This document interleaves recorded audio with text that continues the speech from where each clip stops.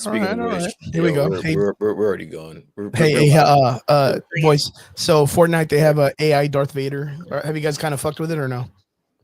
Heard about it. Yeah. The internet's going wild. Derps, what about you? Have you kind of messed with it a bit? I haven't been on it for it yet. So I wait, think Chris, have you played with it? No, I Or- haven't jumped on Fortnite in a while, but I've been watching videos because people are, man, they're talking about it because he's out there talking to Palpatine about big booty Latinas and it's It's my kind of Vader. dude, it Yep. is it's probably the greatest things Fortnite's done in a very long while. That's the I haven't Vader. done it, but I that's want to the get on. But Vader- apparently it's gonna get banned already. That Vader sounds like he would be a good time at a strip club. Not Yeah, gonna lie. pretty much. It's literally what AI has become.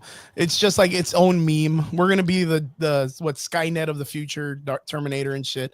We're gonna kill ourselves with this stuff once it becomes more mainstream. It's nuts.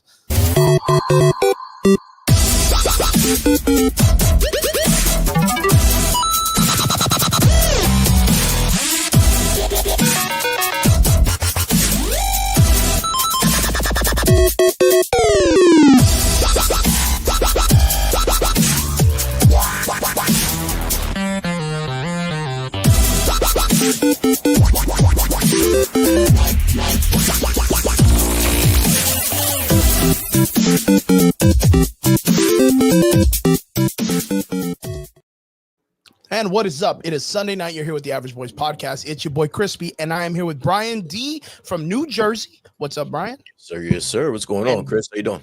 I'm good, brother. I'm good. And we are here joined by our good friend, Mr. Ohio native, Derpy Entertainment. Derpy, what is up, my dude? What's up? How's it going? How's it going, boys? How's it going, man? You guys week pretty good? So, yeah, everything's great, man. What's going on with you? Wait. First of all, what's that shirt? What is that shirt? That shirt? It's my boy Eric Lozano, man, the bare knuckle guy.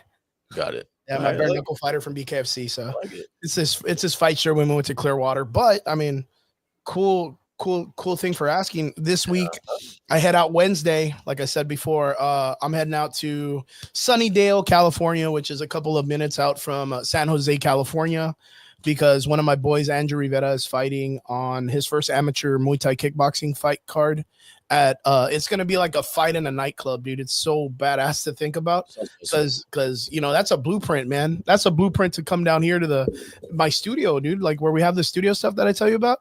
Like we're inside a big nightclub, so we're gonna be like doing like kickboxing fights and everything all established in that. So they might be something that we could kind of like hang out down here and do.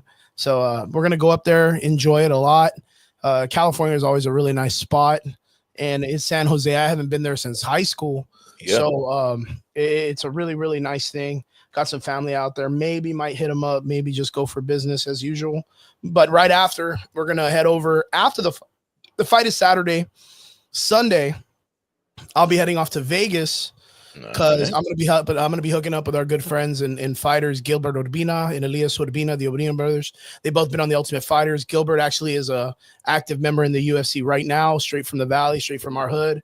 And I'm gonna be out there. He's one of my boys, so I'm gonna be out there training with him. We're gonna be working out at the UFC PI, doing some fun fucking moves, man, and taking a good chunk of my team with me.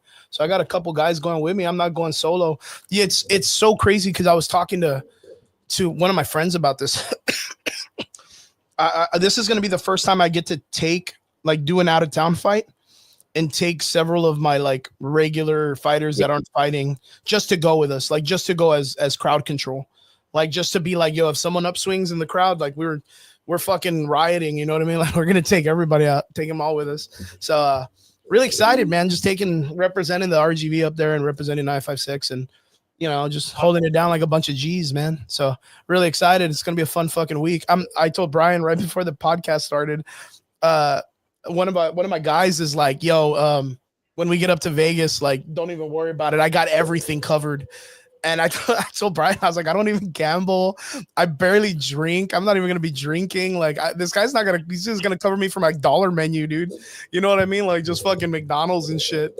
So yeah, hold on. So you said you've been to Vegas though before, right? You've been there. Yeah, I've been to Vegas. Okay. A long time ago, me and my friend Raymond Horta, who's a comedian down here, who's really, really big in South Texas.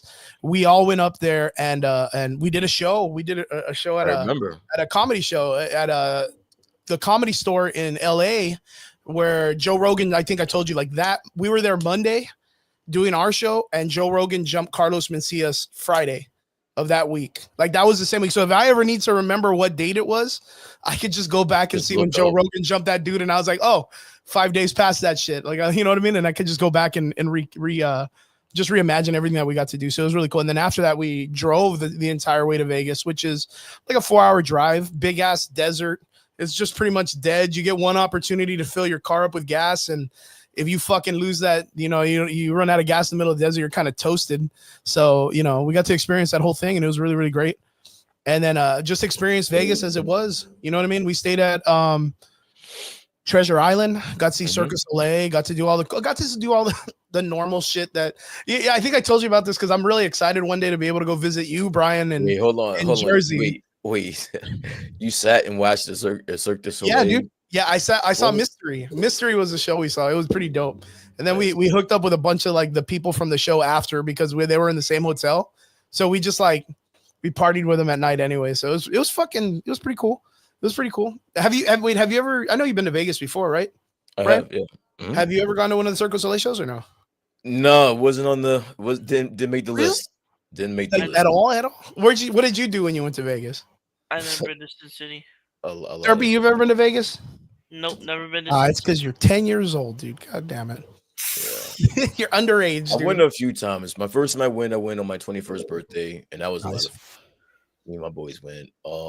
I've been a few times, yeah. But I was gonna say, being that you don't gamble, honestly, Vegas it would be a dope spot for you just to go hang. There's so much for you to do. Yeah. You have to just gamble. It's super entertainment. Like it's literally you don't have to gamble to have a good time out there. So yeah, it's not a bad place to go if you don't gamble. Actually, it's better for you to not get to have a better time if you don't gamble out there. Mm-hmm. And the food's like amazing anywhere you go, like amazing anywhere. Yeah. So it's super dope. Ham, what is up, my dude? In the comment section, Freddie Honda, my dude from the boys. They have a group. What's the group? Let me get your group real quick, Freddie, so I can get the post up. Let me fucking I'm gonna shout him out real quick because this boy, they have a fucking badass group. While you're doing that, let me Popular Loner, man. The Popular Loner boys. We had him on the show once. Well, we had Freddie Honda on the show. We didn't have the other guy. He has a partner that he's with that does rapping together, and they have some really great music. But Popular Loner guys, you guys got to check them out. Super dope. And Hunter Iggy for Derpy Entertainment in the chat. What is up from YouTube? Thank you for jumping in with us. And Robert talking True Fit because I don't know if Brian, if you got to hear about all that shit. I know you're up in Jersey, so the Valley stuff really doesn't it ain't gonna reach your ears, man. It ain't gonna reach your ears. This past week there was a really crazy situation that happened. A girl got busted by a group of people engaging in some kind of extracurricular exercise in a room that they thought they were hidden in the room. They could see through it practically. So it made Valley news. I don't think it made national news, but it was enough to make everybody go crazy. Robert, business in the front kind of guy, just got totally taken by this and has been posting about it all week. But yeah, it's super crazy. I was talking about this with a friend and I'm like, man, this girl's life is ruined, but in the prospect of it, she could flip it and be one of those, what is it? Viral video stars. Yeah. What do you think? Whose life is ruined? There's a Only Stars account created every 5 minutes, bro. It's not the end of the world. So we live in a different time, Chris. Yeah. Well, I mean, I was saying let's say, I mean, her life's not ruined, is what I'm saying. What I'm saying is, what if she was married? What? Because what? She got fired from a fucking gym?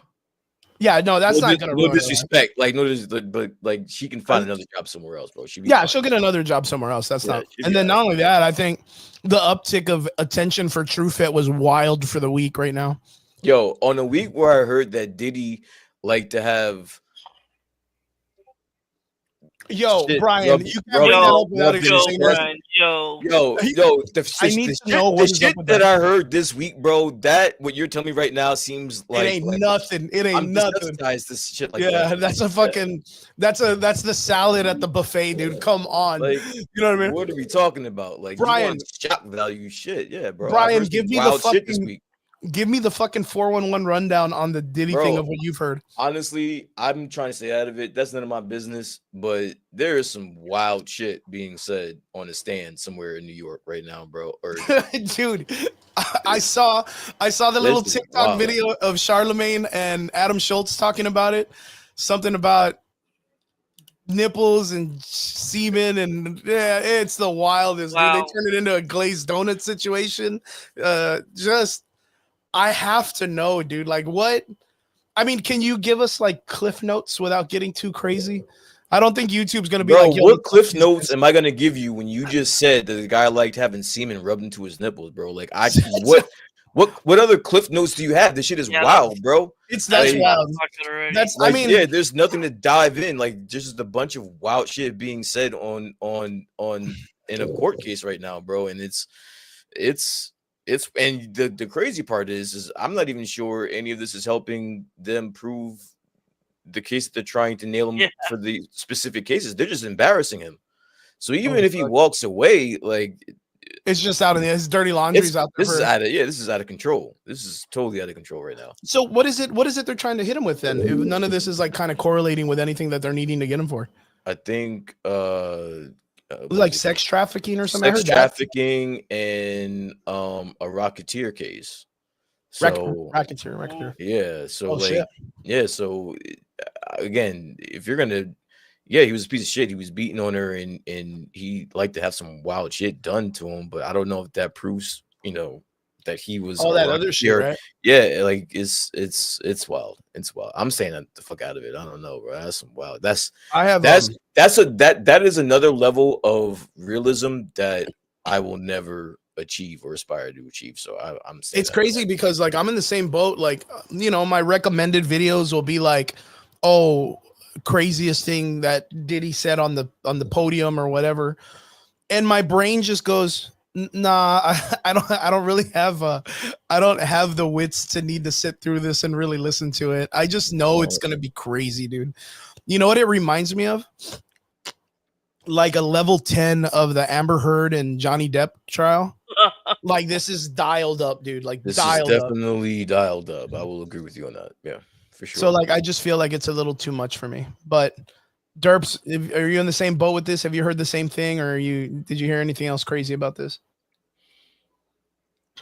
This is way too out of pocket for me. I'm gonna let you guys continue on this one. Okay, good. Yeah, this is just wrapping around back to your topic, bro. Like, me hearing about a chick getting railed in a fucking closet at a gym is not like it's not the wildest shit I've heard this week. That's what I'm saying. Oh, it's a wild shit for the Valley. Everybody's been popping off about it. It's crazy here in the Valley, but yeah, for what it's worth, I was kind of like, isn't that normal shit in gyms nowadays where people are just like hooking up there anyways? Like, if it's not inside the damn gym, it's in the parking lot. If it's not in the parking lot, it's at some motel down the street from the parking lot. Like, pretty much. Yeah, like it's nothing new to the scene. I think it's just new. I got a question for you. Why weren't they just minding their fucking business? Why did they start recording this shit? Who knows? If my man is in the fucking Janet is in the fucking closet getting some cheeks, you'll leave him alone, bro. Like let him get his cheeks, bro. It would have been a normal situation if they weren't being plastered up against the window to the main lobby of the gym. So what? Mind your business. You're supposed to be on your third. You're supposed to be just because your head's on your third set. Don't mean nothing. You on your third set right now, watching what I'm doing, nigga. I'm sorry, my fault. Yeah, focus on your form, bro. Brian's like, yo, stay on your set. Yo, focus on your form, bro. Don't worry about what I'm doing over here in this closet. Yo, mind your business. Yeah, it was wild, dude. The Valley went crazy, but it was real funny. What was even funnier than that is like, people got into like investigation mode and they were like, yo, I'm going to find everything about this chick. And everyone just went wild, man. Someone got cardio that day. Yeah, the people that were watching, they did no cardio. Fuck. we trying to find the regular people in the closet. We're trying to find out their names. That's what we're doing. It's because people are gonna hook them up with private lessons now, man. They're gonna hire them for private lessons. They're like, "Yo, saw your video. Can you help me out? Can you cardio me up?" Wicked world we live in, bro. It's wild. You dude. can't even get cheeks in the closet anymore without somebody trying to find out who you are, bro. Like, mind your business. Yep. Without snitching. Yeah, Real stop crazy snitching, shit. bro. Real fucking crazy shit. But yeah, that was the week in my area going off. Like that was like the biggest thing. Of course, like yeah, other than that, I mean, we got regular basic nerd news. Guys, we're not into it right now. Vince in the comment section, cardio for the day. That's awesome. Miguel says, "What's up, Miguel? Good to see you, my man." Says baby oil stocks have gone down since Diddy's case got locked up. That's crazy, dude. David, what's up, my dude? Sorry I missed you at UCX yesterday. They had UCX yesterday. Dragon Ball Z themed. Brian, you would have loved it. You're a big Dragon Ball Z fan. That was everybody was out there doing cool things. Why weren't you out there? I didn't get it. I've been training my fighter, so I just do a bunch of 2-a-days with him. So at that time when I was training him, I didn't get the opportunity. I didn't get the time to go out. So, but it's good. I mean, Christella was out there. CC Build, she went out there and did stuff. She was a guest and had a bunch of other friends that were guested up, and they were all dressed up as Dragon Ball Z characters. Next time I'm on Dragon Ball Z. I'm gonna need you to dress up as like Vegeta or something. Or no, I need I you want to to do. I need you to dress up as Frieza. You guys you have to dress up as Frieza. Frieza. Or Goldo. Yeah, Goldo. If you had the chance to dress up as anyone cosplay wise in Dragon Ball Z, who would it be, Brian? If I could dress up as anyone. Yeah, that sounds kind of weird for a grown man to tell another man, who would you dress up as? Yeah, like it sounds weird as fuck. But I guess the terminology, if you could cosplay, who would you cosplay as for Dragon Ball Z? Sounds normal to say it that way. I think you should go as King Kai. I think King Kai. I would have to probably go as King Kai, bro. I love King Kai. Oh no, you can go as King Kai. That's what I meant. That's what I meant. Yeah, no, Chris would be a perfect King Kai, bro. Or what's King? I got the bald head, so I would just have to be like a black Master Roshi. What about what's his face? Nappa, dude. Nah, I'd be Nappa's Roshi. a G. Nah. Nappa's a G. I love Nappa. He's a funny All dude, especially fresh baldy, some glasses, turtle shell. Master Roshi, baby. Give me some flip flops and I'm good, bro. Yo, what about King Yemen? I can do King Yemen. Chi-Chi's dad. I told you, man. Goldo is your guy. Goldo would be dope too. Yeah, that'd be fucking dope. But yeah, they had a big ass event yesterday. Shout out to UCX for doing a good job as usual. Hope everybody had their money and made their money and slanging, man. So good shit. Let's get started, boys. Let's get started. First off, let me throw this out there real quick. We're not really watching this show, but holy fuck is there hype. Holy fuck, there is hype. Guys, Andor season 2. Everyone and their mother is vouching for this show, saying that it has hit peak in episode 10 through 12, that it is literally, and I've heard this, and this is crazy because I've heard this from across the board on some of the people that we watch and we don't always agree with when it comes to the shows and the way that they kind of tear into this shit. The ones that talk about the downgrading of this film industry like super fast, and even before it comes out, they talk shit. Some of these dudes are coming out and saying like, holy fuck, I was wrong. Andor season 2 is amazing. It's the best thing that's ever happened to Star Wars since the prequels. Let me ask you a question. So why don't you, before you continue, don't you watch Andor? I get you want to know what it really was? I just lost faith in Star Wars. Like during these last couple of years, like I think I can't even remember the last one that it was. The Alkalite, right? The Alkalite really kind of burned me out. Season 3 of Mandalore was okay, not as good as the first 2, and it was kind of, acting a little bit more cartoony than really hitting it home for me. So it has nothing to do with the show itself. It has to do with with the franchise itself kind of failing me. And me losing trust in the franchise, right? Michael Betancourt, what is up, my dude, in the comment section says, how the hell are you not watching Andor? And he says, out here worried about who is fucking who at TrueFit, and you're skipping out on Andor. Get him, Mike. That's what I'm talking about. Get him, bro. Mind you, boys, I fell asleep during Rogue One. So remember that. No, that's the reason why. Honestly, I'm gonna be totally honest. That might be the reason why. This is the reason why you were disqualified from any. Like I was sitting here, like you're disqualified from any Andor talk. To be honest with you, straight. Who But, hasn't I told watched Rogue One? That's you I was gonna wild. give it a chance again for like the 28th time that I kept That's falling a asleep. wild stat, bro. Rogue One's I, like I the best think I fell project asleep that's twice, put out. dude. As soon as the fight scene with what's his face, the blind Jedi guy, can't think of his name right now. That is the last. That is I didn't fall literally asleep then. That's like that was the most interesting part for the film for me. And then Donnie Yen. that's what It's Donnie Yen. Donnie Yen, yeah, Donnie Yen. That's when he's when he does his whole thing and he's fighting in the streets and you get your introduction to those guys. Like I like the ragtag team, but like I said, during the scene when they're watching the bridge and the chick sees the father and they're looking through like night vision goggles, it's supposed to be the ambush. I was just like, yo, I'm super bored with this dude. So And you don't feel a certain way that you haven't watched arguably one of the best pieces the best of project. best Star Wars content since they've been bought by Disney. It's literally the best one, bro. Yeah, straight. Yeah. I'll admit it. I'll admit it. I never got into it. Did you watch Ahsoka? Yeah, I saw Ahsoka. It wasn't that great. It was okay. It was okay. What did you think of Ahsoka? What'd you think of it, Derpy? You weren't on the show with us yet. What'd you think of Ahsoka? I thought it was fantastic. Oh shit. You see Brian? Look at Brian's face. He's ready to chew you out, dude. He's fucking ready. Listen, man. I've heard a lot of people say it was okay. I've never heard someone say it was fantastic. That one took me by surprise. I'm sorry. Derpy, That's fair.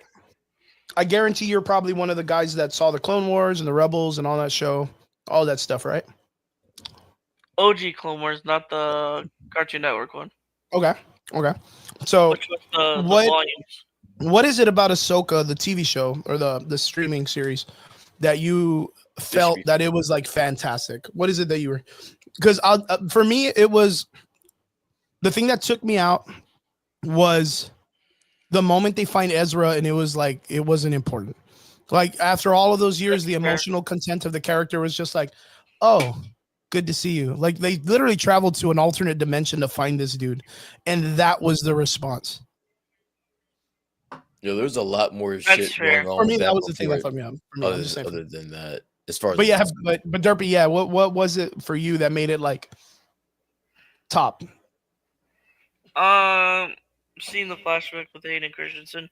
That was cool. Oh yeah. I'm a big Dathomir fan too, so seeing Dathomir was Yeah. pretty cool. Or this Oh shit! Oh, Karate Kid is coming out in a few hours already. Or has it already been out? The new Karate Kid movie. What? He's probably seeing an early screening. God damn. People have been shitting on that movie. I was gonna say that shit came out real fucking They've fast. They've been crapping on the movie, Brian. Yeah, I've heard that. That's goddamn crazy. But boys, I'm not watching it anyway, but yeah. But I want to acknowledge this. Even Michael Betancourt in the comment section kind of coming in and hitting the hype. Andor season 2, if you have not been watching it, apparently is top-notch Star Wars related material that has come out in the last like fucking millennia of information that's come out of fucking Star Wars. That it is good, like hyped good. And this is season 1. What's up? Season 1? Season 1 was great. And the only thing that's stopping me from watching season 2 is password sharing. Password sharing? Yeah, you can't do it anymore. Bro, we're out here just watching on pirated services already, man. We're past that already, man. We ain't need no passwords no more. We're pirates here. We're still worried about password sharing. Yeah, we're getting that shit for free. Fuck the account. Fuck all that password Fuck stuff. the account. Yeah, you can keep the account. Fair enough. Doing Password, shit here, man. password sharing. You can keep that shit. Fair enough. Yeah, but definitely need to get back into Andor. I got into episode 4 of the first season. I got to do my due diligence now and see what the hell the hype is. Andor season 2 is apparently off the chain, being highly recommended by people that have not been fans of Star Wars. I'll make a deal with you. Chris. I'll watch. What were you trying to get me to watch? Arcane. I'll watch Rogue One and Andor. You watch Rogue One. Straight. I even told you I was going to go back and watch it. This is on stream, so this is going to be binding. So this is blood pack, dude. So do we have like a cutoff date? Do we have a date to where I have to bang out Arcane and I literally think Derpy's gonna be the deciding factor here. Give us a date, Derpy, as to when we have to get this challenge done. That's what I've heard, Mike. I heard that watching Andor changes how you experience Rogue One, and that's where I'm interested in it. What do you want to say? Like a week? I'll give it a week. I can do it in a week. Yeah, I'm gonna smash that shit out real quick, Brian. It's a 2-hour movie, of course. Yeah, I just know I gotta watch a whole fucking show. Yeah, but I guarantee, like, after you watch like the first like 3 or 4 episodes of Arcane, you're gonna be like, okay. And then what if I just find that it sucks and I gotta sit there and watch the rest of this shit just because I have this? You're gonna be, so I can get you to watch a masterful piece of fucking art. I gotta. But Brian, I told you. You want you to watch Arcane? Yeah. Isn't that the League of Legends? Yeah, it's the League of Legends, sir. And you're the one complaining about the scissoring on Last of Us, dude. I gotta watch that. No. But Arcane is actually a masterpiece. One of the best pieces of Star Wars content. The soundtrack, everything about it's a masterpiece. I mean, you can go anywhere and ask anyone about about Arcane, and everyone's gonna be like, "Holy fuck, it's a masterpiece!" Everyone. I don't know one person. The only person I know that doesn't think it's a masterpiece is Brian, who didn't watch it. That's not true. And I feel the same way about Rogue One. I can literally ask anybody about Rogue One as a Star Wars fan. I haven't watched it either. You haven't seen Arcane either? No, he's not. He meant Arcane, not Rogue One. I know Derpy seen Rogue One. No, I watched Rogue One. Okay. Yeah. All right. Yeah, you see, he's talking about Arcane. I'm talking about Arcane. Yeah. I recommend Arcane. Just like I did with. I finally, guys, it was so cool. I think this was like 2 weeks ago, Brian. I finally got Brian to watch one of my K-pop groups that I really like. Oh no! Was this the one you showed me? Fucking Brian's response was the greatest. He was just like, "What the fuck did I just watch? What do you mean? Why haven't I?"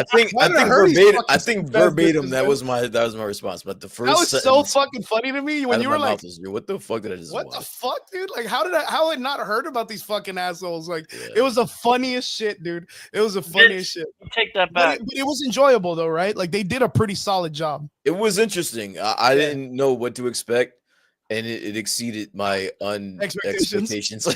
Yeah. It's so funny to watch people who don't know, like, when they know what K-pop is, and then they watch that, and they're like, "What the fuck, dude? What did I watch?" It's like a whole different like realm of shit. Yeah. It's like a whole different genre of music. And it's like a different universe. Yeah. But nonetheless, not too bad, right? Not too bad. It was cool. It was cool. I guess the easiest way to say it was cool. Michael Betancourt says, "Out here dancing with Blackpink or whatever, he can't give an afternoon to Andor." No, see, this is the problem, Mike.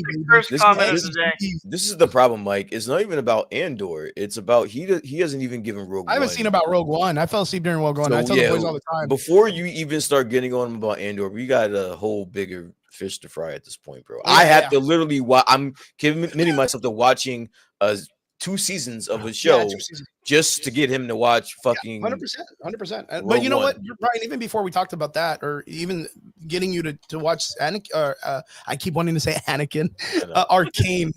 I told you I was going to rewatch it because I needed to, because of the hype from, like, I think you guys jumped me the last time with it when you guys were like, "What the fuck, Chris?" And I was like, okay, I need to stay awake through the whole thing. That's all I need to do, and I'll check it out tonight, man. I'll jump on it tonight to make sure I get through it. I know what happens at the end. Spoiler alert for Arcane. Yeah, they scissor. Oh yeah, there's a scissor part, and it's kind of awkward, not too awkward, but it's just unexpected for the time period or the time frame. But it's cool because it's fucking Arcane and shit, right? Yeah, it's all right. Got it. Like the people are cool. The fight scenes are great. Everything's good about it. If you get a chance, like I said, check it out however you can. You don't need like a week. Just take your time, enjoy it. You know what I mean? Just really accept it or whatever. I'm going to watch Rogue One hopefully tonight or tomorrow. And like I said, it's because I'm taking off on the trip and I'd rather get all my shit done before I got to get on a plane, because I just feel always scared to get in planes. So I might as well get it all out. Or maybe I'll watch it on the plane. Just watch Final Destination in one. Yeah, I saw the last Final Destination, by the way. You said it was really good. I liked it. Yeah, dude. So overall, I mean, for it being, like one of the quirky. Final Destinations is definitely just something you just watch and just let your brain just. Was it really out of this world? Chris, yeah, it was. Subject. It was crazy. What are you saying, Derp? Ready, new subject. Let him review it. For which one? Oh, yeah. If you want to, you can review it. Tell us how Final Destination went. No, I'm saying write a new title. No, we don't gotta say, because listen, no one else saw it, or unless you saw it, Derpy. I didn't see it. Yeah, so we don't gotta spend too much time on it. I just liked it. If you're into the Final Destination universe, you'll probably like this one too. This one at least had a decent story. All the other movies besides the first one didn't have much of a fucking story. This one at least had a fucking story. It was cool. I like the killings, and that's all you're there for. You're not there for it's gotta be like real creative shit, right? Yeah, it's like you're not there for cinema. You're not there for fucking. You're there to watch people die horribly, and that's it. Yes. Christella, CC Builds, my best friend. She does not like horror films. Yeah, but she finally kind of gauged out and was like, "Yo, I'm gonna watch Scream," because apparently it's not about. She told me about this. She was like, "I'm not really into like the supernatural horror films with like demons and things like that, but with like a killer, she can handle." Slashers and stuff. So we got to see Scream. I got to see it with her, and by the third movie, she was like laughing at it. You talking about like the originals, like the original three? All of them, starting from phase 1 all the way to 6 or 5 or whatever it's at. I gave up after a point, but I saw the first three. The first three are really good. It kind of just, it Metal Gear Solids itself. It just kind of recreates itself over and over again. Same concepts, cousins of cousins going after each other, brothers or sisters of whatever. They kind of just correlate in that way. But yeah, Christella finally got to see the whole thing, and she was like, "This is all the hype. I don't get it."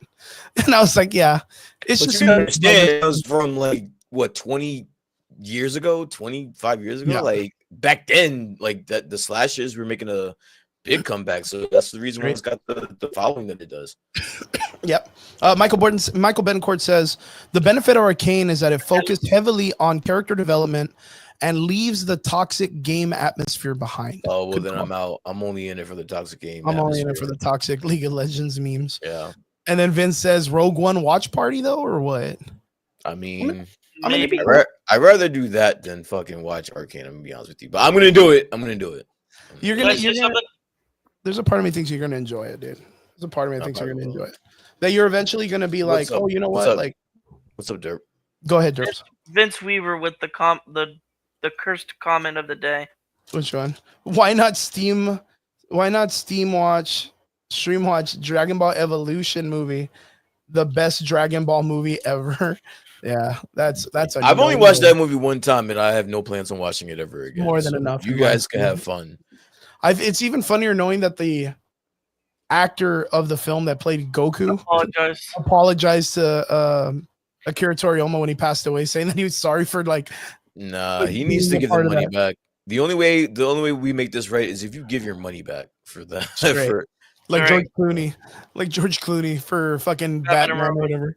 Like, I don't want to hear $20 every time you tell him these fucking movies suck. Shit. I don't want to hear your apologies, dude. Like, whatever.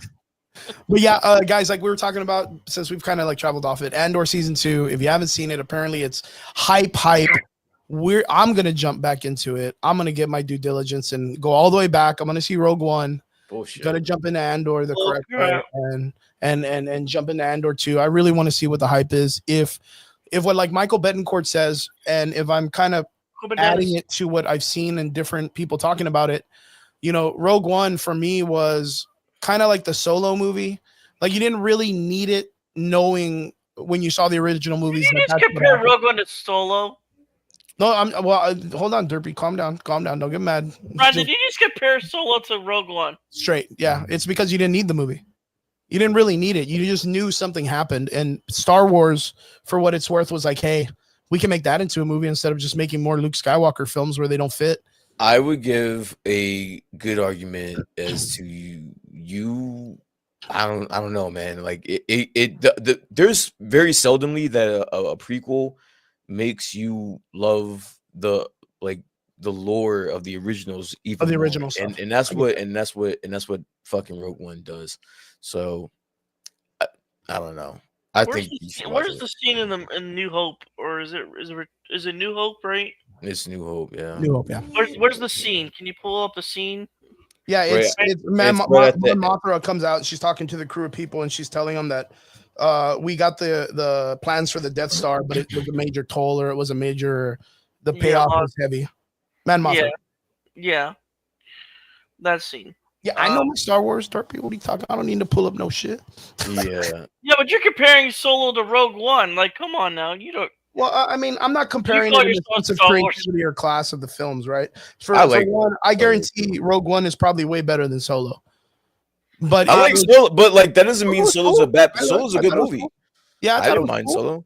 Yeah, but the only thing, I fell asleep in Solo. the only thing to me that Solo did was it just reassured us the things that we were told about the legend of Han Solo. But it cheapens it because it has to show you at face value what actually happened for him to be there in that position. And that's what Rogue One does times 10. For that. Yeah, so if you can sit there through fucking Solo, and I'm telling you that Rogue One is exactly how you described it right there, is what Rogue One is to the original trilogy times 10.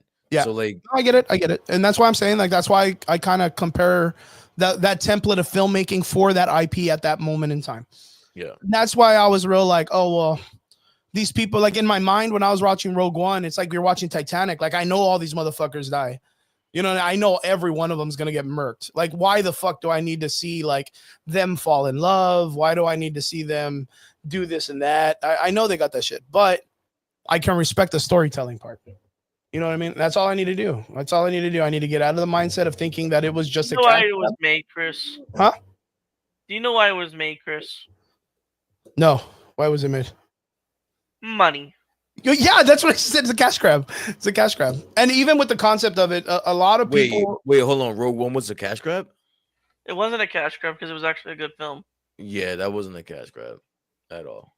In order for something to be a cash grab, it was made because of money, though. It has to suck, and that took creativity, bro. Because again, like in order for you to make something that the majority of the people that watch it thinks that it's in the eyes of George Lucas, and it's something that resonates to their Star Wars, you can't deny that, bro. Like that wasn't a cash grab. They might have made money off of it, but that wasn't a cash grab. Like that was a really good movie. And I'm telling you, like, and I'm not over exaggerating. Like that was probably the best that Disney had to offer. Are you asking me or Brian?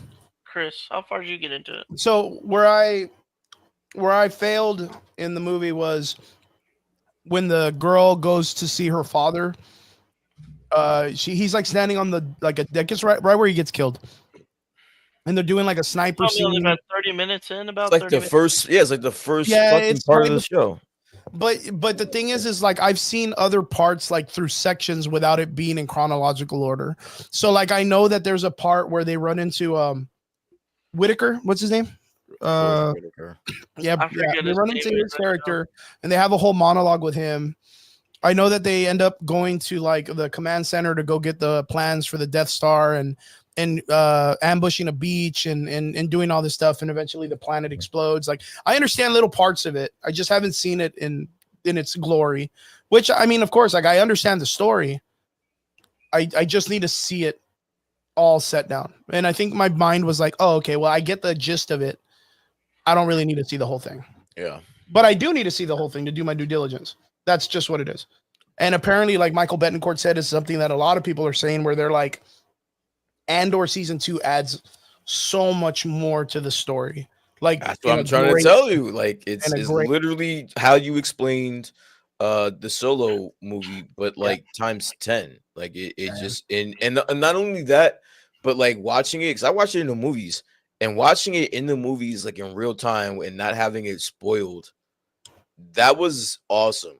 That was nice, bro. yeah. Like that was awesome. Like you kind of get lost in what was transpiring until like the very end, and you're getting smacked with the shit. And it's like, oh shit. Yeah, so I need to go back and watch it. I've been crying. What's up, Nico? Good to see you in the comments section, my dude. I've been crying for a minute about Star Wars sucking and not doing its work, and here we are on the cusp of something unloading and being kind of brought back to reality. That we're getting actual like Star Wars material that's great again. So I need to get back in. I need to get back in there quick. You know what I mean? I need to get that shit before I get on a plane kind of thing. You know what I mean? So I'm about that shit tonight. Yeah. But of course, we're doing our watch party later on, folks, for Last of Us. If you want to join us and jump in and tag along, we're on episode 6, Last of Us, I think. So, but yeah, Andor season 2. super hyped, guys. If you get a chance and you're a Star Wars fan and you want to get back to the originals, definitely recommended. Go check it out. Andor season 2, guys. This week we had a lot of stuff pop off in the sense of movie trailers. Movie trailers were on fucking fire this week. Except one. Yeah. What's up, John? Good to see you, my dude. Corpus Christi in the house. Good to see you, my guy. And the first trailer we're going to be talking about today is, of course, the highly anticipated, maybe, Spider-Man Noir, guys. Spider-Man Noir, highly anticipated. You know what? I'm not gonna lie, it looks pretty G, man. It looks kind of fun. I'm kind of excited to see all the Nicolas Cage tropes. And I'm ready for the memes. Yeah, that's what I'm really waiting for. I think Sony's gonna probably knock this out of the park because it's gonna have to be silly. And what about you guys? You guys excited? Did you guys see the trailer? Wait, hold on 1 second. Why do you think it has to be silly? It has to be silly. And if it isn't, it's gonna be weird if it's serious. Nicolas Cage doesn't do serious well anymore. Like, he only does really weird, out of pocket, like, I don't know, like the college hippie guy that makes like student films kind of movies. Got it. Yeah, so I don't think he takes his costume off. Wait, what? He wants to see him naked. You want to see him naked, Derpy? Is that what you're saying? No, I'm just saying. Just got to watch a bunch of his other movies. You'll catch a glimpse of him naked sooner or later. I'm saying because of his serious face. He's not serious in it. Yeah, you know what? What's really dope? It's really crazy. Is like the way he like has to turn the lights on his fucking glasses. Yeah, I thought that was pretty cool. It's very Sin City-ish, but like, true. Yeah, I don't know how to explain it though. That it looks super fucking crispy, dude. Like clean. Yeah, but it looks very Sin City, where Sin City had a very like fog, kind of like a very I don't know how to say it, like very whimsical kind of filter to it.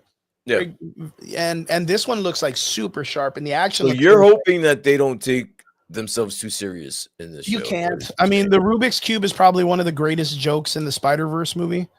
You know what I mean? And it needs to be in that sense. Like, it needs to be in that way. Like, we're probably going to get towards the end or the beginning of the film where something comes out and it's going to be red. Like, it's just going to be red. Like, something's going to be like, what is that? And why can't I understand this as a thing? And it's just the color red. Why? Because red always goes really well with those black and white films, right? I watch Spider Truck series. Spider Trucks?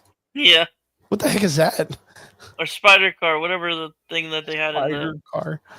In the Into the Spider-Verse. Or Spider T-Rex and shit. Yeah, and all that.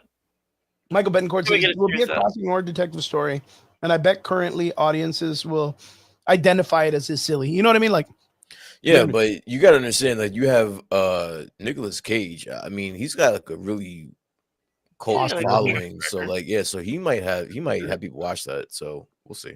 I think for sure people are gonna watch it just for Nicolas Cage. Of course, because I mean, if you think about it, like, what was the last big banger Nicolas Cage did? That's not to cut you up, but that's literally the only reason to watch the show. It's not because we're interested in Spider-Man Noir and what the fuck they're doing. It's to watch Nicolas Cage and see what he does. So that's a good question. Are any of you guys really excited for Spider-Man Noir itself as a character, like as it being like a live action, especially knowing that where we are dynamically in the chronological order of where Marvel is supposed to kind of be going? And where Sony is with all this stuff? Do you feel like it's just like Sony staying relevant with the contract, making sure that they're using the characters so that way they don't have to give it back to Marvel? Yeah, I think you answered the question. I mean maybe that's what it is, but it would be smart. It would make sense. So yeah.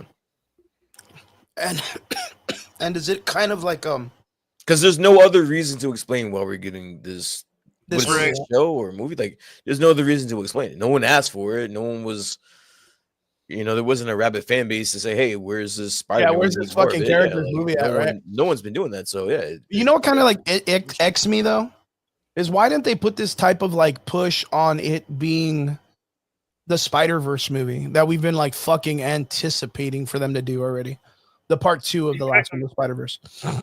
Well, I mean, if it's just to do what you said that it's supposed to do, who gives a fuck? Part of my Right. Yeah. like whatever the fuck it's for. If it's just to get some type of content out to where you don't have to give the rights back, then who gives a fuck what it's about? Yeah, that would be. Why is that? I mean, that would be the first ideal, right? Because what was it? The last one was Craven the Hunter, which of course really wasn't like accepted very well. Yeah, but even that made sense though, because that was part of the Spider-Verse and they were trying to create their own identity over there. This is not part of that. This is something totally different. This is literally just something that they're just going to give you, and if you like it, it may get another season. If not, then that's probably going to be a one-off. So like, it's just coming out of nowhere. And it's crazy because it's crazy that you mentioned that, because I was thinking it was more of like a theatrical film release, and it's not. It's going to be on Hulu, right? Yeah. So it's just something just to get some content out. Like, at least with Craven, that was supposed to be a part of something like that had a bigger picture. This doesn't seem to me that it does. True that. Unless it does, and then they start doing all the characters in the fucking Into the Spider-Verse shit. Spider-Verse has their own films, because there has been talks about the Japan what is it? The Japan one with the mech. Yeah, there's the girl, right? That would be dope. That would be pretty badass if they do a cyberpunk or something, bro. That would be fucking dope. They just spider pork, and then you get a spider pork or pig or whatever they call them, spider pig or whatever. They just got the girl apparently from Stranger Things. It's gonna be playing Mayday Parker. Yeah, and I'm very upset because I wanted her as Batgirl. Well, no, I mean, cause she can still do both, man. I mean, that's not an issue. Yeah, she can still do both. But apparently, she's been talked about to play Mayday Parker, which is the child of Mary Jane and Peter Parker, which is like way into the future of the character's development. So it's even crazy to be like, oh yeah, she's gonna be in Secret Wars or Doomsday War or whatever the fuck that they're talking about already, because they even talked about the girl from Wednesday.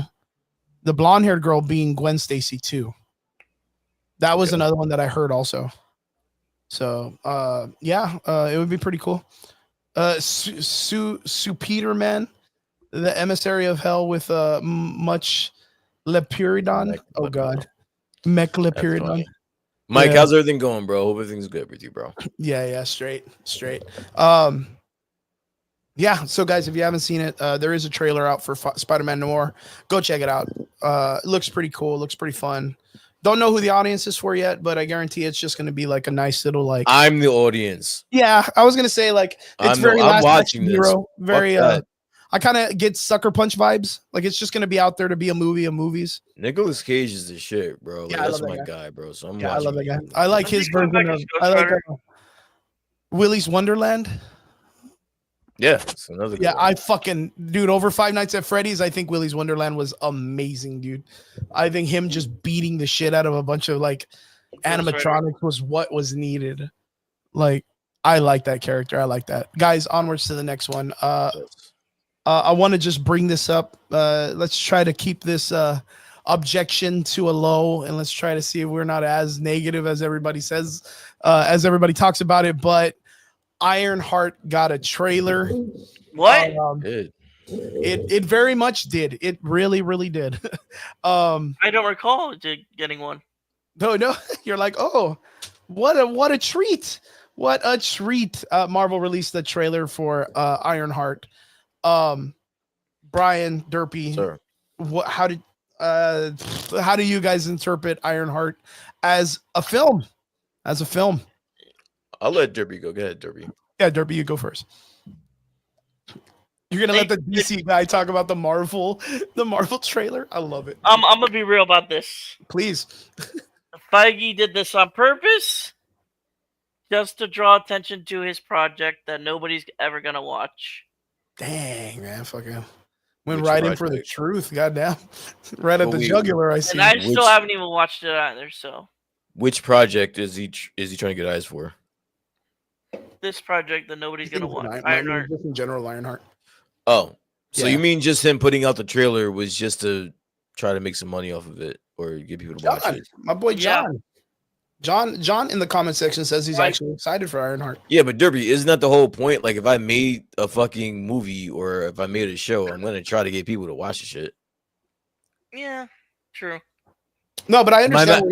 I have to understand where Derpy's coming from, right? But like, he I put it understand what he's saying on the too. same day as Super Friday. It's the idea of forcing the audience to say that they need to appreciate and accept this character because it's their project. Wait. We're not doing that. This is he made, like, it's not, you can't misconstrue what's going on here. A trailer went out for a show that they want you to watch, which is what happens with every show, every movie that has ever existed.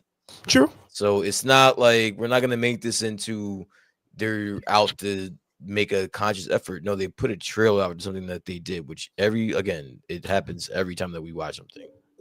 Yeah, but I heard a really good question that came out of this, which was, in what way has this character established himself enough to get a film, like a soloed film for themselves as a character?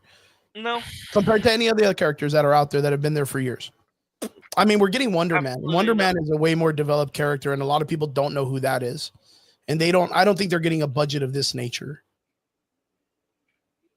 Like, especially with the idea of it being where the push is, we're going to do something better than the Tony Stark character. And it's literally like the retelling of the Iron Man story, just with like a newer character, which could have been done in any other way.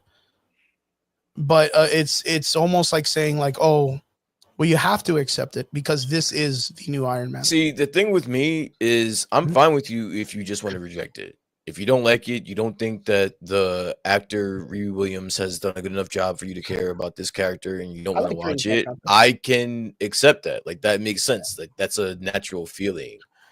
But to give me any bullshit other reason than the truth, bro, I'm not gonna accept it. Like, the whole, like, they're just trying to capitalize. No, they're trying to fucking help you watch. Like, this is, they already know they're probably fucked on this show. Yeah, like, of course. let's just call it like, they're probably fucked on this show.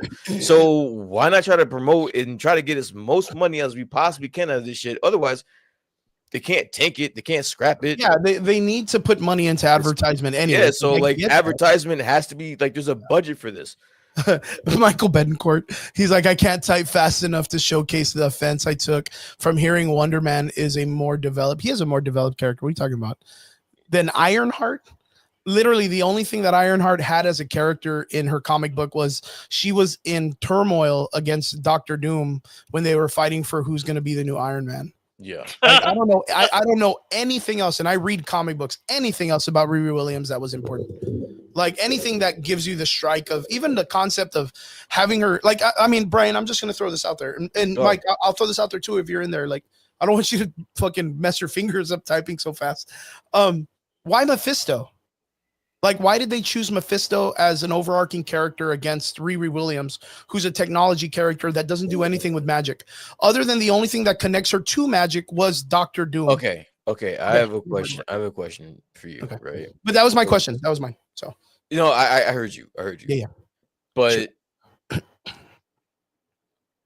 So from what I'm hearing, you're just, I guess you're questioning why would they choose a project like this? Why would they do this project? Did we say the same thing about Miss Marvel? Yeah, and that wasn't a good thing. Miss Marvel, the second movie, wasn't a good thing. Did we do the same? Forever. Oh no. You see, like Michael Betancourt, like it's not Wonder Man in the MCU. I'm talking about in the comics, like how they're trying to push the narrative that Riri Williams is this like amazing character. She gets a forefront movie. She's gonna take over the Iron Man mythos or the story, or take over that name. Or Chris, my point is, because we did the same thing with She-Hulk, right? We did the same thing with She-Hulk. Wasn't we did the same well, thing. We did the same thing with She-Hulk. It's just the fact that my point is that they have a history of doing this. They have a history of giving us shows of characters that are less known, that are underdeveloped, to try to develop them through through Disney Plus. Like, it's not anything new. don't understand the conversation around it because like we've seen this already. Like we've seen this already. So if we didn't have this much of an issue before, then why are we having it now? The reason why I kind of bring it up is because we're in a situation with Marvel where every movie that's coming out is going pretty bad. Okay. We just talked about this earlier off screen when we were talking about the Thunderbolts, which we all enjoyed. I enjoyed the Thunderbolts. Chris, let me ask you a question. Do you think that is? Do you think everything has been going wrong these past couple of movies? The Thunderbolts did well, but financially it didn't do well. Better question. How far back can we attribute to the downfall of Marvel? Doctor Strange Multiverse of Madness.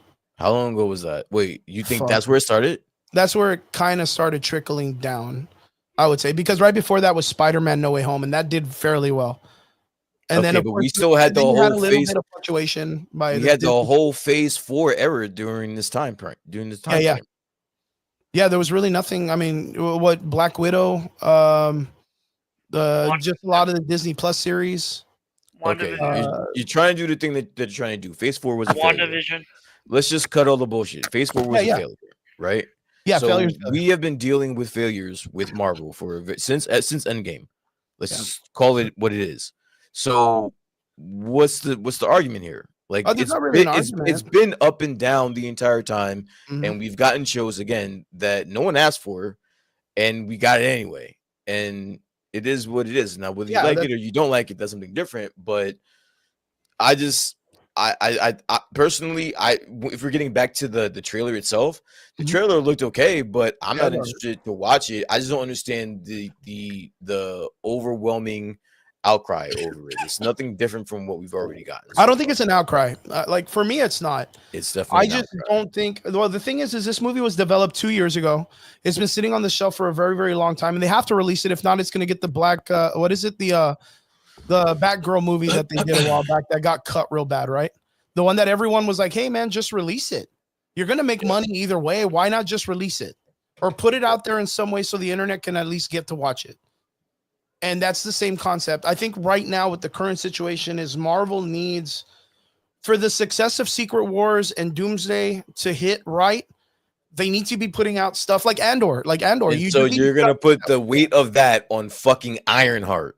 No, I'm not going to put the weight of that. All right, then. So it's like it's the over carrying effect of everything that we've been through since the end of Endgame. And you can't I think it's because at this point, every time that a property comes out or something comes out, we attribute to just where Marvel is as a whole. And at some point, we gotta stop doing that. If it's a good piece of work, then it is. I don't know if it is or whether it isn't. Yeah, we don't really know what it is. I don't know if it's fair to judge it so far. If you want to judge the trailer, then fine. But people aren't judging the trailer; they're judging everything about it. Like what we're talking about here. Like what? Like what do you mean? As in, like you're judging it not on the trailer, but on the past of Marvel, which has been going on since the beginning of Phase 4. Yeah, but I think it's a bad call. Like unless Riri Williams' character, which I mean, more than likely she'll play some part in Secret Wars, right? She's on the chair, I think. She's on the chair trailer. So you have to kind of develop her more and put her out there more so people get used to her, because she was a supporting character in the Black Panther film, which I didn't think she did very bad in, but to be able to carry an entire film based on her character, I don't know if it's going to work. Like that's just me saying that in just. Well, then that's fine. Then I guess at that point we answer the question. And in fact, it's not a full length feature film. I think it's a series, right? It's so you can treat it as a series plus film, even though that the finance and everything behind it was because it was supposed to be a full length feature film. They announced this like 5 years ago, bro. Yeah, why is everyone so up in arms about it right now? We knew this was coming like 5 years ago. I'm going to tell you the truth, and the truth is because the character of Ironheart herself was not taken in correctly in the comic book world. But Chris, my point is I'm just saying. I don't have a problem with this thing. We saw Kevin Feige on stage, and Ironheart was announced. Like we've known this is coming. I don't know if it was 5 years. I may be wrong about that. No, it was 2.5 to 3. but we've known this was coming for Still years. Yeah, dude. So But like, if there's going to be an Aquaman outcry about it, why not before and why now? Now that it's here, I think this film should have not sat on the shelf for so long, because the releasing of it this close to the ending of the whole arc of it coming to like the major events is not a good thing. Not a good thing. But then again, with everything that's been coming out, it looks like the time between Secret War and Doomsday is going to be, I think, pushed apart even further, because you have the development of like the Doomsday story one. Now the story of like the X-Men's being more developed too. You have the Marvel characters with Monica Rambeau with the X-Men 3. There's a lot of like stories that have to still be told, which aren't going to practically fit in the entire Doomsday saga, unless you're going to split Doomsday into 2 parts. So like, there's a lot going on. There's a lot going on. I have a question. So are you going to watch it? More than likely I will. Well, yeah, of course, dude. I mean, yeah, of course, I have to. Right now, everything is super critical. Setting up in Secret Wars, setting up in the Doomsday and Secret Wars, like everything has to make sense. I don't know how much it's gonna set. That would even make even more sense for them to do some shit like this, because they're kind of like trapping you in a situation where you have to watch this. You have to watch this kind of. You gotta watch it. You gotta watch it. But that was the same thing as the Marvels movie, right? Like, I didn't really want to watch it, but I knew it had to deal with some shit that was going to kind of overarching into the Kang story. Because that's what Marvel does very fucking well, right? It's like, hey, bro, like, if you don't watch this movie, you're not going to know what's coming up, bitches. Like, hey, what's Peter Quill doing? And it's like, Peter Quill, what's he doing in Riri Williams' film or whatever? You know what I mean? Like, it's always got to be the most random, out-of-pocket shit that doesn't make any sense.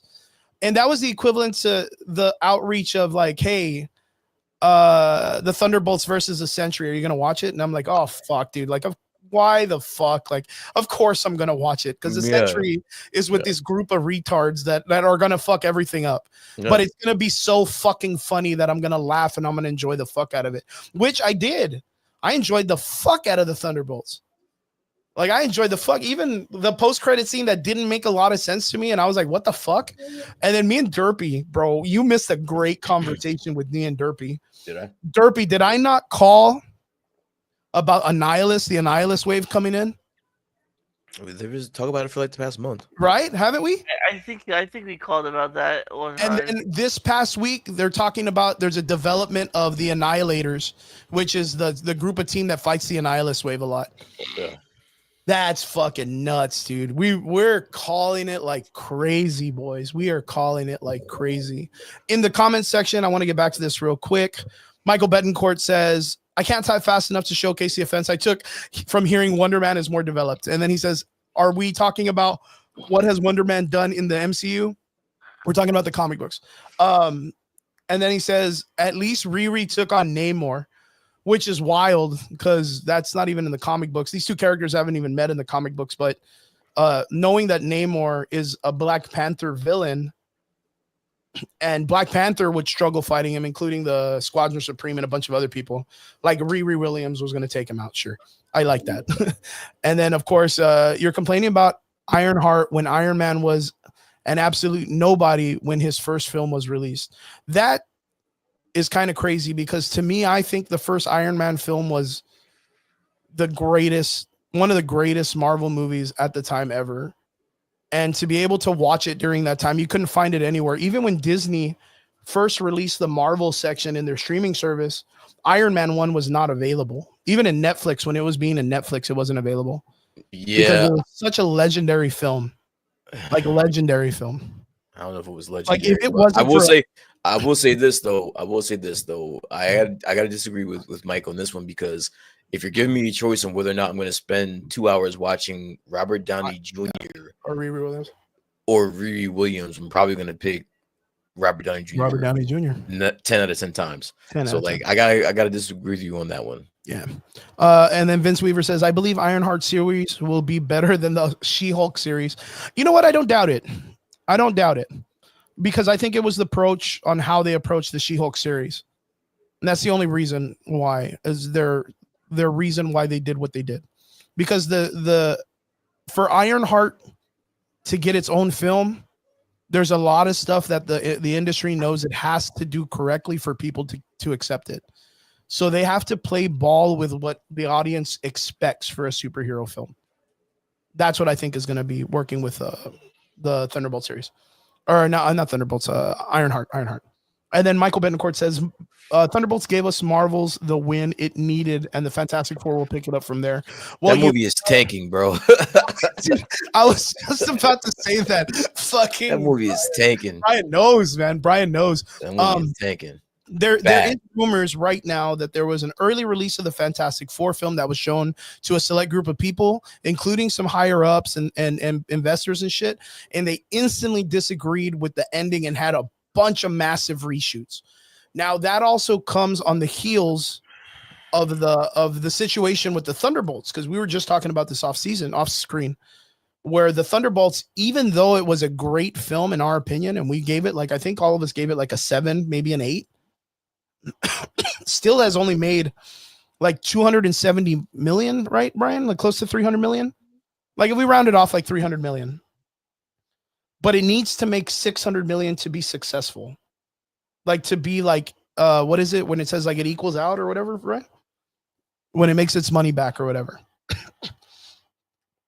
And it's been slowing down. Like it's been slowing down in the sense of it. I know Derpy, you said you're going to go watch it like this week, right? Yes, I'm watching it tomorrow. Yeah, Derpy's going to go check it out. I hope you enjoy it, Derpy. I know you're not a Marvel guy, but I hope you enjoy the film. I already watched the film before. I'm just watching it again. My sister hasn't watched it yet. Dude. Fuck yeah. Help those guys out, man. I think that was a really great film too. So, yeah, but even that movie, knowing that it had a lot of returning cast characters that had already been on film and kind of, cared and liked, is still struggling to make it. Now, I'm not saying that, I don't know. I'm kind of thinking that Ironheart, they're just throwing it out there, Brian. Like for what it's worth. Like I said, it had been on the shelf for 2 years.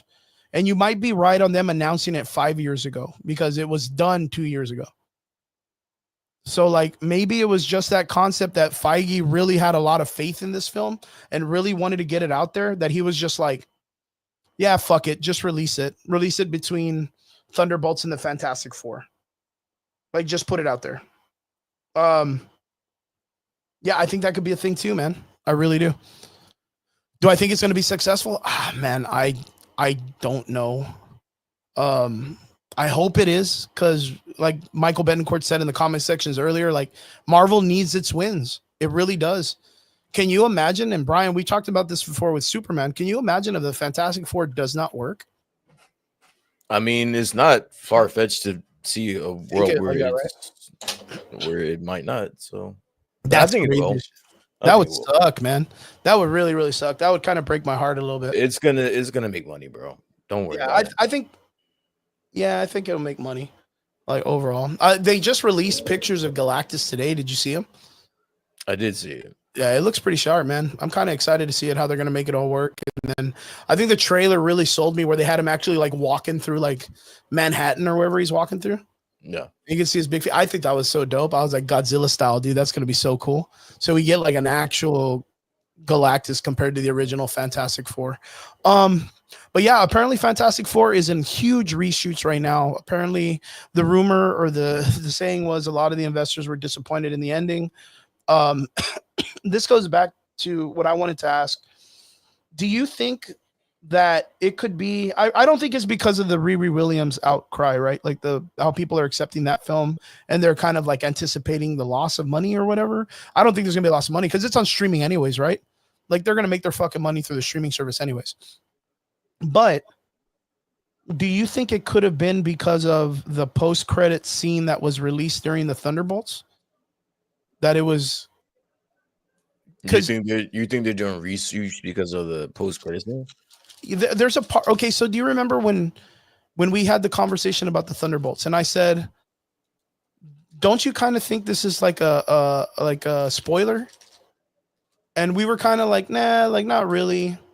Because but we don't know how it ends. We don't know how the film ends. So we don't know how the film ends, and we don't know what that post-credit scene was about either. We just know that they flew into a different universe. We don't know when that is. We don't know anything. Yeah, but let me answer the question, and you can continue. I don't think they're doing reshoots because of the negativity, or if there wasn't If it was a negativity spoiler, right? post criticisms. No, I don't think that's why they're doing reshoots. No. The reason why I asked this is not necessarily the base that because it's a spoiler, but it's because the theory and the talks were that at the ending of the film, the trailer gives this site where the rocket is looking at a planet being destroyed. And in the background, apparently someone said they could see, or like they saw it in like a slower frame rate, and you could see like a part of Galactus like on the outside of the planet. And the theory was that the reason why in the trailer, the New York area or wherever they're fighting in the downtown area is completely barren is because the Fantastic Four apparently is tries to get everybody off planet, or they're hiding underground with the Mole Man, which is like the newest rumor. But that eventually like the Fantastic Four fails, and Reed Richards chooses to leave the galaxy in the ship and lets all the people of that universe die. Like he just lets everybody down. Because in the comic books, Reed Richards is known for kind of doing whatever it takes to save his family to the very end. And that was very prominent in the comic books, right? Where in Secret Wars, they talked about having to destroy that other planet with the anti-monitor bomb from the Black Swan, right? From Secret Wars. You remember that in the very beginning? Yeah. What if this is that nod to that, where like this is Reed Richards, like without the Illuminati, because it's never been established, and Iron Man's not even here anymore, so there's no like Illuminati per se. What if this is Reed Richards choosing to let that billions of people die and then leaves the galaxy, and that's how we are introduced to the Fantastic Four not being the heroes that they're known to be about? If that makes sense. I know it's again, I'm reaching, kind of putting it out there, but it's not too far-fetched from the way his character is in the comics. And since we're only running into the Fantastic Four in one film, we got to develop all these personality traits that make him a prominent character and different from all the heroes. Right? So what about that? What if that is the reason why the reshoots are there? Because when they saw the film and they got to see the ending, and the Reed Richards character's like, well, fuck all these people, I'm going to save my family, and they bounce out and let everybody die. The people that are watching it are like, hey, that's kind of fucked up. That's not a heroic thing for these guys to do. Like, why would you do that? Like, I'm going to put that out there. What do you think, Brian and Derpy? Yeah, but Reed Richards isn't a hero. He's not a fucking hero. He's a very complex person that does some fucked up shit sometimes, bro. So like that is the character who it is. I don't think that what you're explaining is them having second thoughts about what was written. I don't think that's what's happening. Okay. I think every movie does reshoots. They plan something. It may look good one way, it may look good a different way, and that's what they do. So I don't think we have to look too deep into this. It's just reshoots. Like literally, when it comes to Marvel movies, every Marvel movie does reshoots. It's not because they're thinking it's failing. Sometimes it does mean that, but I don't think that's what it means with this. So there's too much on the line with this movie that I don't think that's I agree. What the reshoots are. So personally. I agree. Okay, well, no, I just want to put that. Derpy, what about yourself, man? I get to hear his microphone click when he's like comes back on. Derpy, are you there? There you are, buddy. I heard it. Fantastic Four is going to be all right. There you go. I like the way Derpy comes in. One-liner kind of guy. Corbin Dallas, my man. Corbin Dallas. Yo, Derpy, what do you do? Like when we're on mute, what are you doing? Like what are you? Watching what are you doing? Pants, bro. He's watching SpongeBob. Well, it is 10:30 right now, so I might be. So what are you doing? Like, are you sleeping in the background? Yeah, a little bit. I always just assume you're watching like SpongeBob. Yeah, like I have fun thinking about what it is you're doing in the meantime as you're trying to fucking hit the fucking unmute button. Yeah, dude, that's so funny. But yeah, like I just had that weird concept come to mind, not like when I started hearing about all the reshoots and stuff. And it'll be all right. It's Marvel. I mean, that's what I see it. If Derpy says it's going to be all right, it's going to be all right. It's going to be all right. He keeps hitting me up that he's super excited for Lilo and Stitch, right, Derp? Yes, sir. Yeah, he's super excited for Lilo and Stitch. Brian, are you gonna go see Lilo and Stitch? There's a 0% chance I'm watching this. 0? Yeah, 0. Wow. What about your little one, Brian? She doesn't want to go see it? She'll probably see it, but not with me. You're like, fuck that. Not gonna have none of those daddy-daughter good. dates for that shit. Okay. No, I mean, if she wanted to, of course I would. Yeah, but I don't have any plans on seeing it with her. No, No? not at all. No. It's because, I mean, I kind of feel like Derpy and I were talking about this like 2 weeks ago, and I think Lilo and Stitch was like that kind of like any age kind of comedy. It was pretty funny when it was the cartoon when we were, we weren't that young, but for when it came out, it was cool. Like it was all right. I wouldn't mind going to go check it out. I'm not gonna say it's a no, but I'm gonna say like I'm not getting like a first seat either. You know what I mean? Maybe it's like the Minecraft movie. Like I'm not really hyped about it, but it's still killed in the theater. So maybe not. I don't know. But going past the Fantastic Four reshoots, which was very, very interesting. I want to bring that guys up to you because we guys talked about last time. X-Men rumors, guys. The X-Men are being talked about a lot, very prominently, being shown in the chairs on the trailer. Oh, do you know Lilo and Stitch came out in 2002? Yes, it did. Yeah. And it's a dope movie, man. It's fun as hell. Chris, how old were you in 2002? 2002, I was gonna be like 22, 21. And you were watching Lilo and Stitch? It's cool. I mean, it was a cool movie, man. I didn't think it was bad. I thought it was fun. It had comedy to it, man. And Lilo at the time was so different from what Disney was putting out. It reminded me of like the Treasure Island or Treasure Planet kind of cartoons back in the day that had a lot more action to it and was kind of like streamlined with like a lot of action. Like it had some fun stuff to it. I was knee deep in bullshit, bro. Like in 2002, so I didn't catch Lilo and Stitch. You were a whole different Brian. I was a wild guy back in 2002, so I missed Lilo and Stitch. So it doesn't resonate with me as much. I feel like if you kind of missed that hype back in the day, it's not going to interest you right now. It's not going to interest you right now. Exactly. Could you watch the cartoon? I mean, you could, but it'd probably be worse than the Arcane situation. I think way worse if you were to ask me. Yeah, I was like, I mean, not to be rude, I think Lilo and Stitch is a funny movie. I think it has its comedy and it's a good family movie. It's kind of like Toy Story. Like if you were there at the moment and you saw Toy Story, you were like, oh, okay, well, that's pretty fucking cool. But like now, if you watch Toy Story, you'd be like, dude, why the fuck am I watching this? I have shit to do, man. I got to pay bills or whatever. Like you're going to find every other excuse to not want to watch it.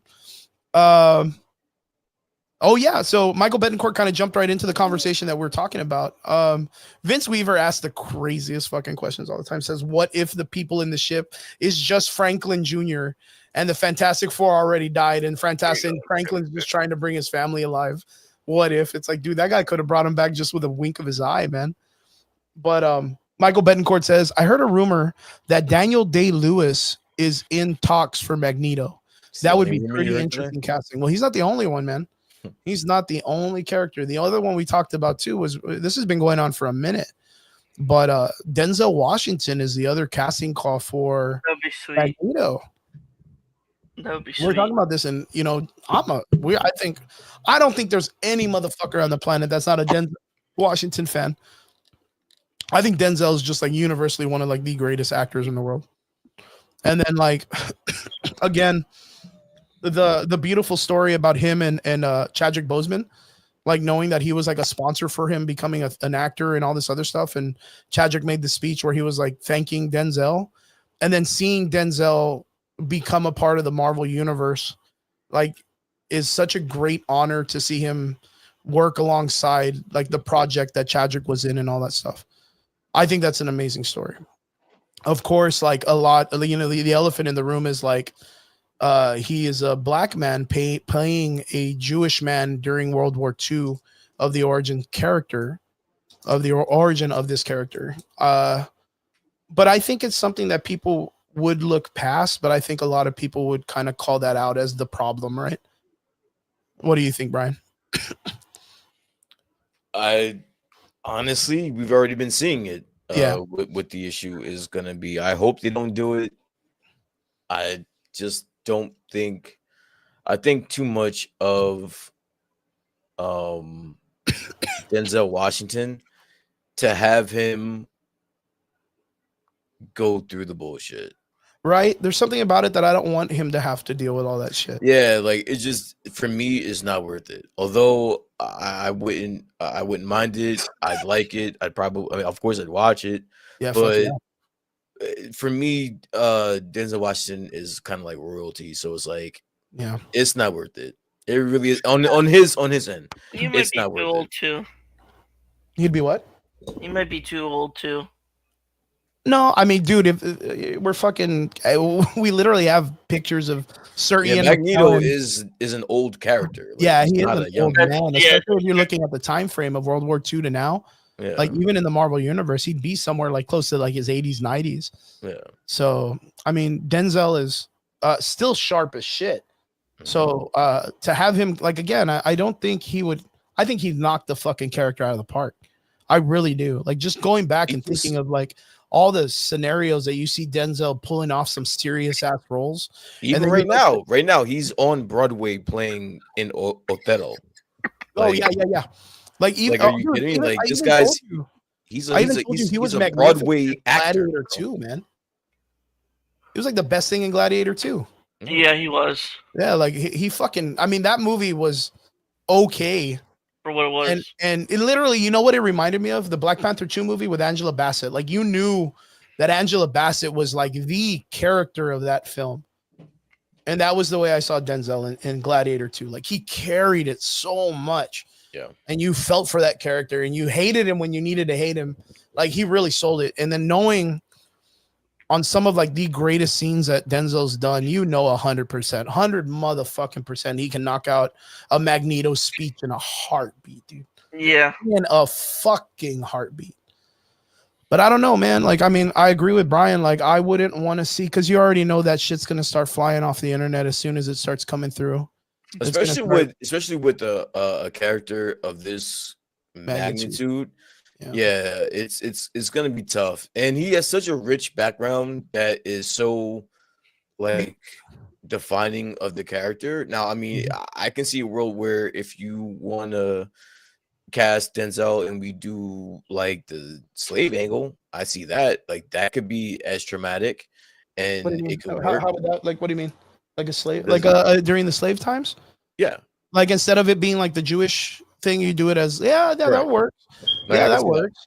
I mean, I can see them like like that. a Like, flip, right? But then you're just opening up a can of a Yeah. whole type of fucking worm. So again, like just at the end of the day, I don't think it would be worth it for him, to be honest with you, because like the fan base is too toxic and it's not worth it, bro. Now the other person that they are considering is Daniel Day-Lewis, The greatest actor man from There Will Be Blood, the Gangs of greatest New York. actor of our generation, bro. It's Yeah. not even close. That would be fucking amazing too if you brought in someone of that caliber for this film. I don't disagree. Again, it would be a better pick.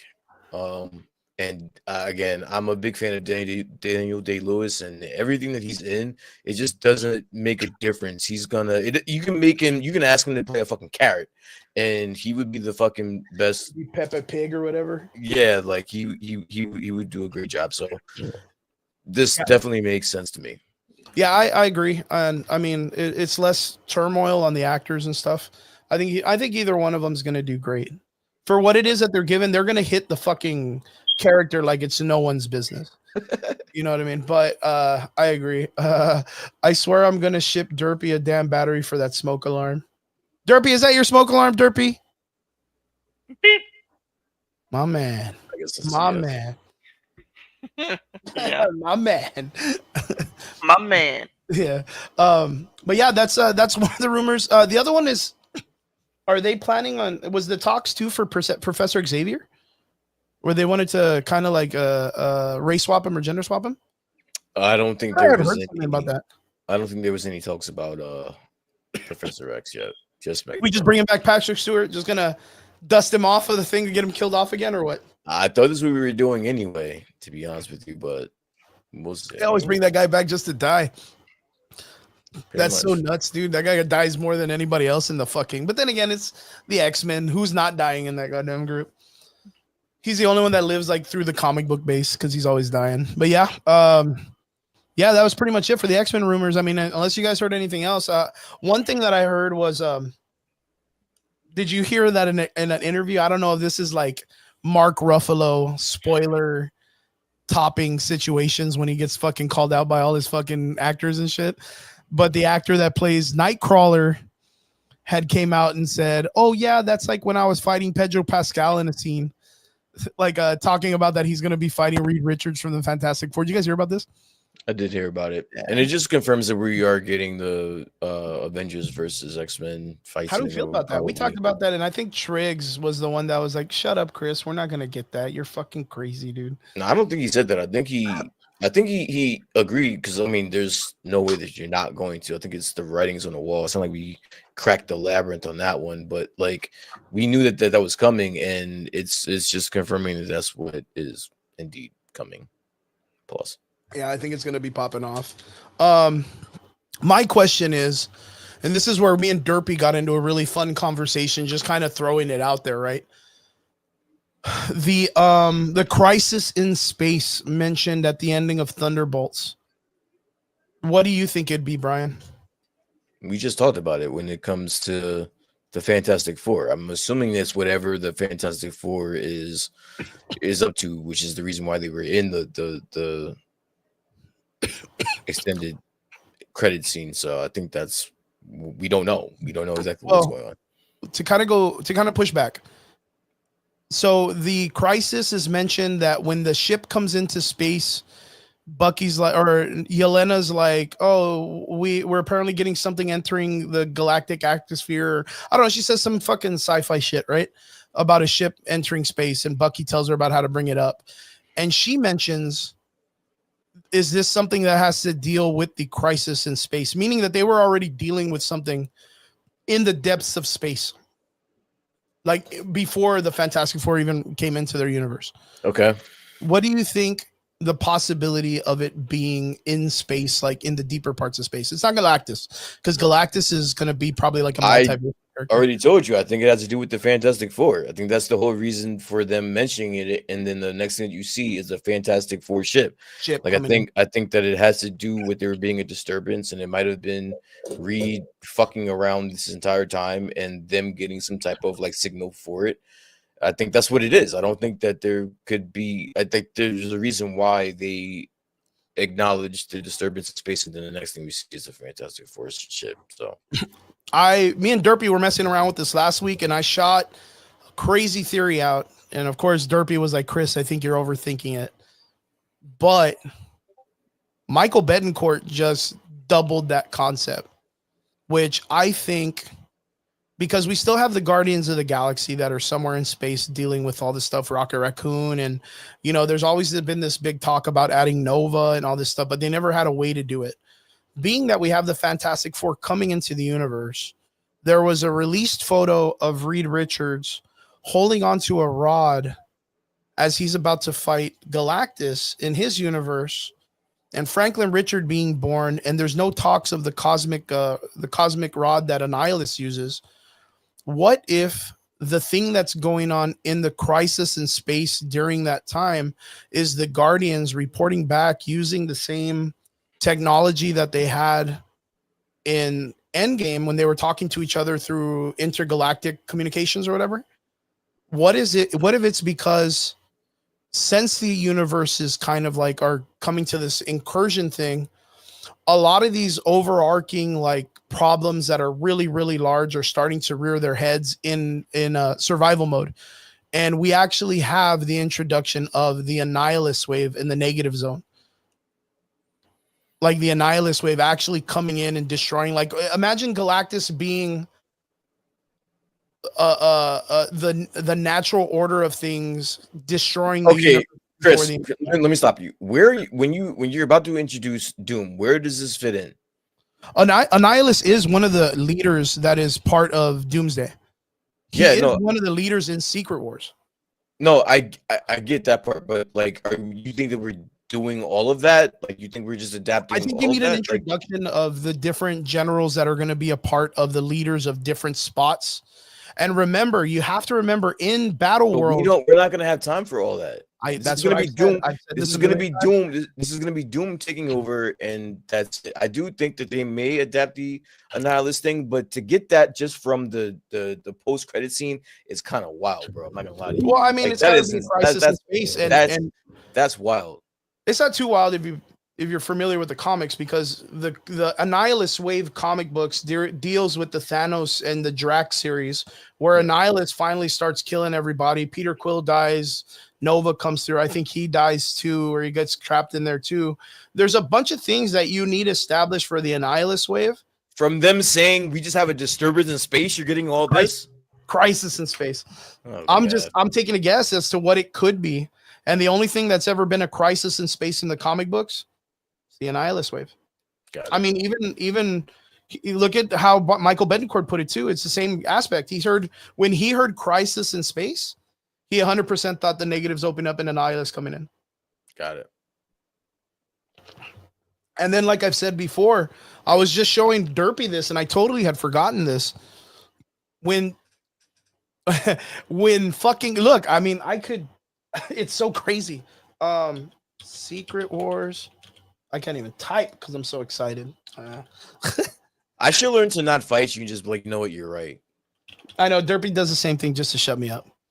Derpy does the same thing to me just to shut me up. You go off on a tangent just to prove it. I get it. We all know what the Annihilus Wave is, bro. We get it. I just don't know if that's how I would have perceived the end credit scene. And it's great that you did. I love it, buddy. Well, I mean, just on the factor of it, because I was kind of shooting this in the dark the other day with Derpy, right? And I was kind of like, I mean, what are the odds, right? They at the end of this whole entire thing, they introduce Annihilus, and then Annihilus gets fucking wiped out, and he's not even of any importance to Battleworld. In my mind, that's what I told, and I was telling Derpy, like we've talked about, you and I, where we've talked about what kind of things do we need to see happen in Secret Wars that are going to be supposedly going to need to be in the film. And I was telling him oh man, the death of Thanos, when fucking Doom rips Thanos' spine out. And you know what I fucking forgot? That Annihilus is in the fucking right then and there watching him rip him out. Annihilus is there in Battleworld. Yeah. And I totally had forgotten that he was even in the fucking Battleworld series. What are the odds?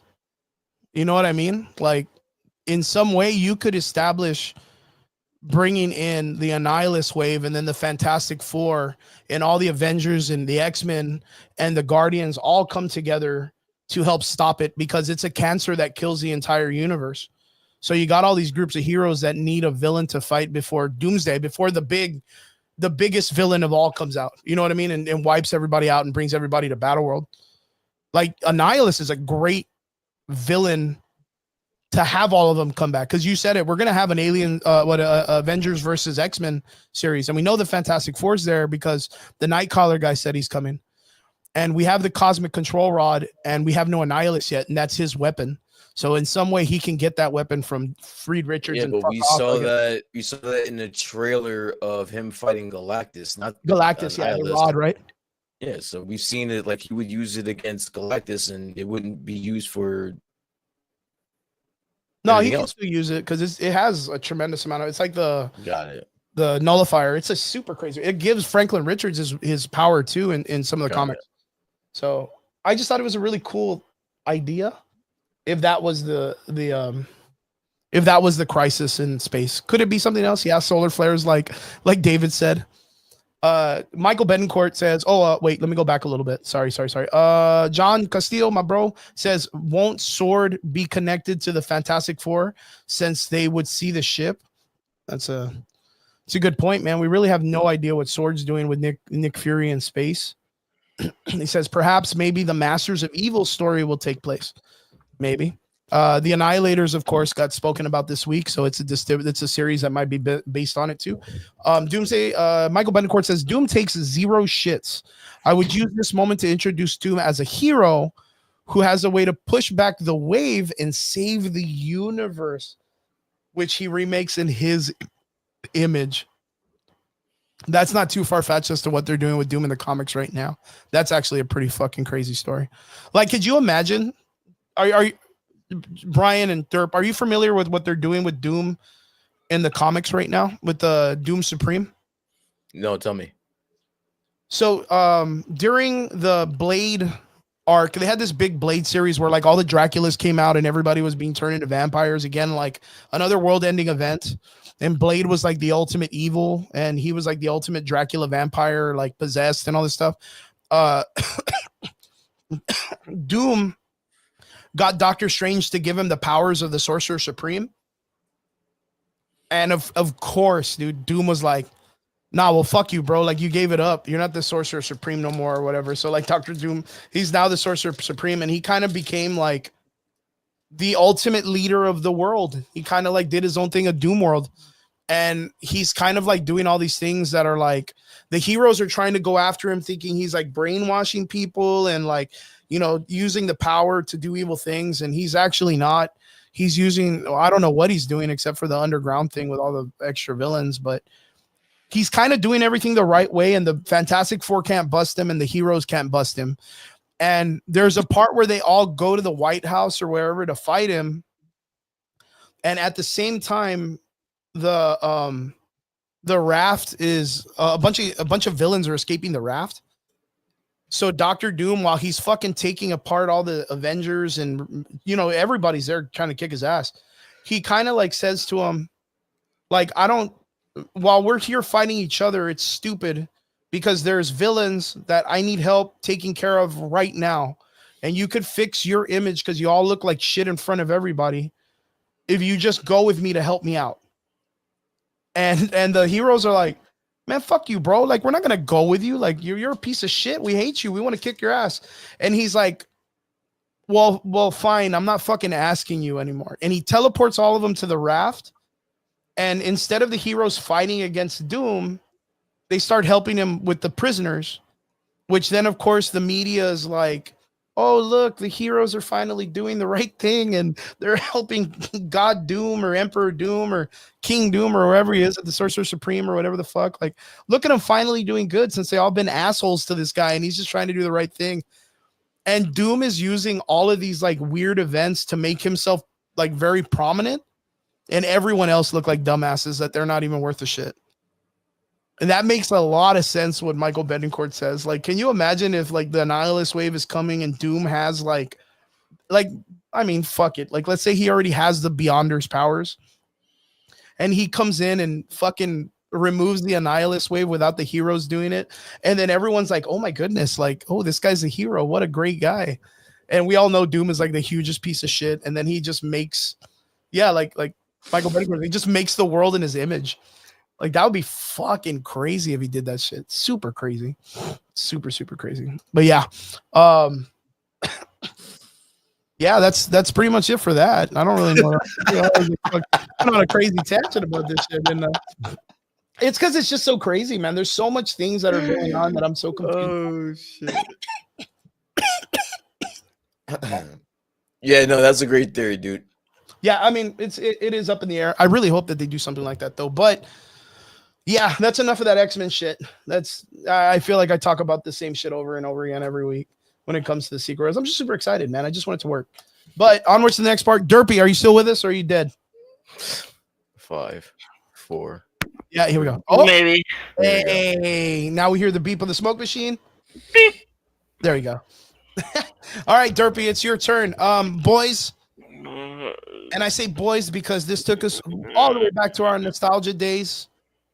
We got the actual release trailer, not a teaser, of the man, the myth, the legend, James Gunn's Superman trailer. It's time, baby.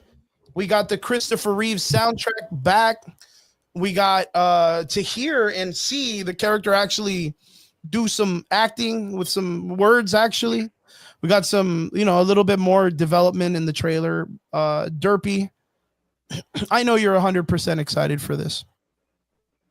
Did you cry during the trailer? I did, actually. Did you cry? Yeah, I cried. Oh my god! Out of excitement.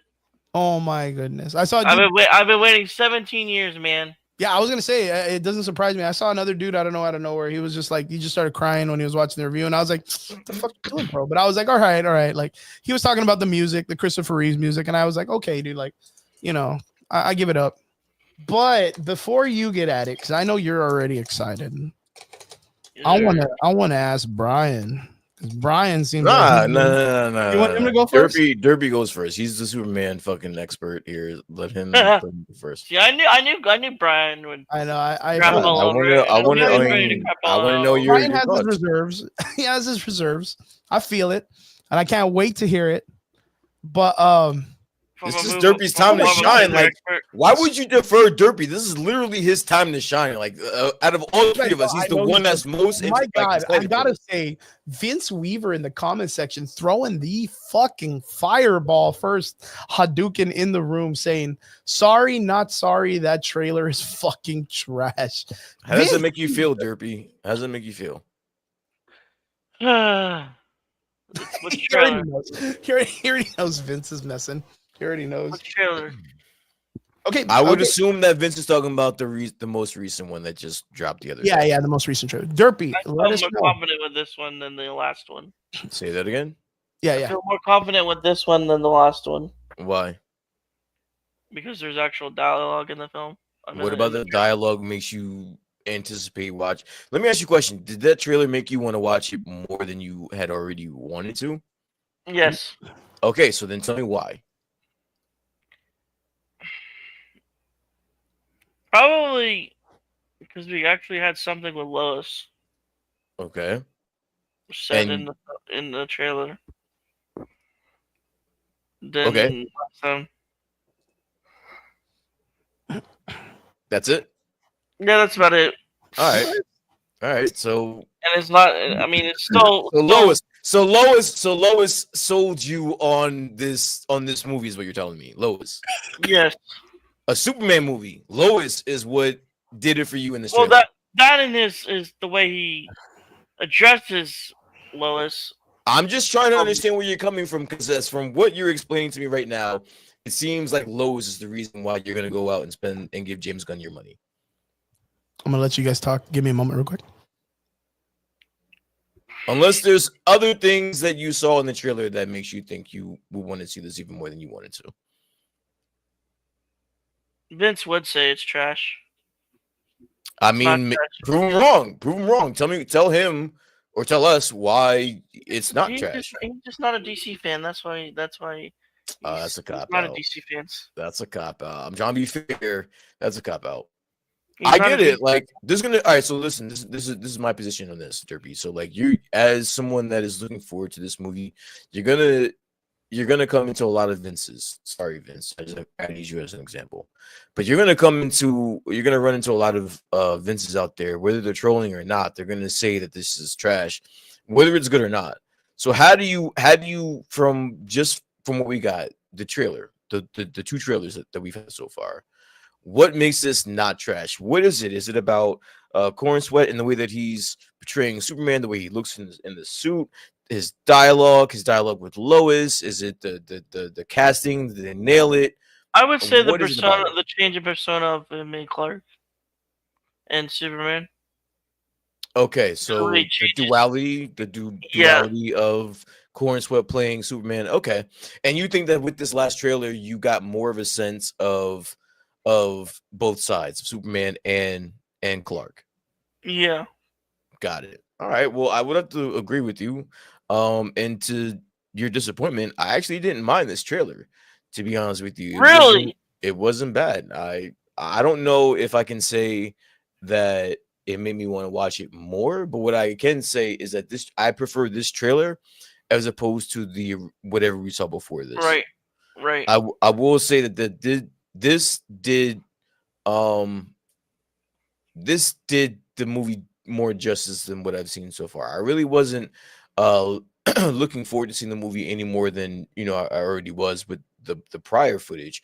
But with this, it's kind of a difference. You do see more of, like you said, the duality and Corn Sweat's portrayal of Clark, which I think is just as big as his portrayal as Superman. So Right. I think that he looks good so far. I will still reserve the right to judge after I watch the movie, but so far Right. he doesn't look like he's bombing or shit in the bed. So we shall see. So if you're gonna grade the trailer on a 1 to 10, where would you put the newest Superman trailer, Derpy?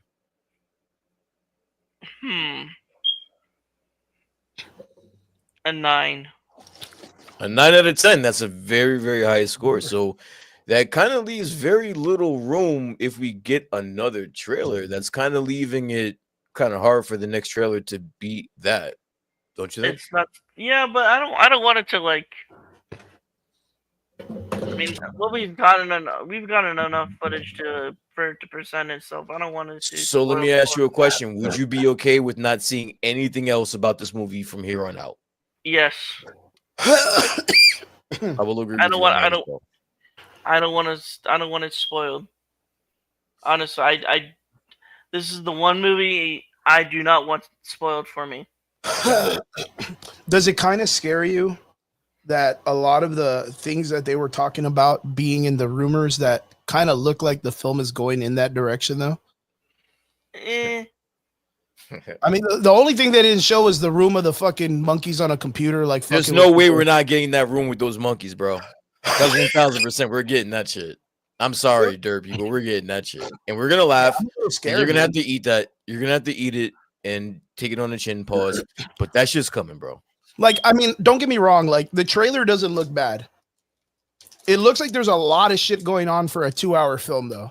1, like, I still 100 fucking believe that since the first time we saw it to now that there's a lot going on in this fucking film. There's a lot, but there's always been a lot. That's been the conversation since the first trailer. There's a lot going on, but the only thing is that I think that's where James Gunn fucking dwells, bro. Like that's where I think shines, because he's really setting up a really fucking big world in the first film. Like I don't for a second underestimate him in his vision. I just think that for the masses, I don't think he works. I don't think he works in the masses. I do think that for like comedy writing, that kind of like he's not gonna pull it off because like his some personality of the weird shit that he does. It's just his personality. Because like even thinking about it, right? Like when we were talking about all that theory shit, we were like really taken on the idea that there was no way that a lot of that shit was gonna make it under like the filming floor.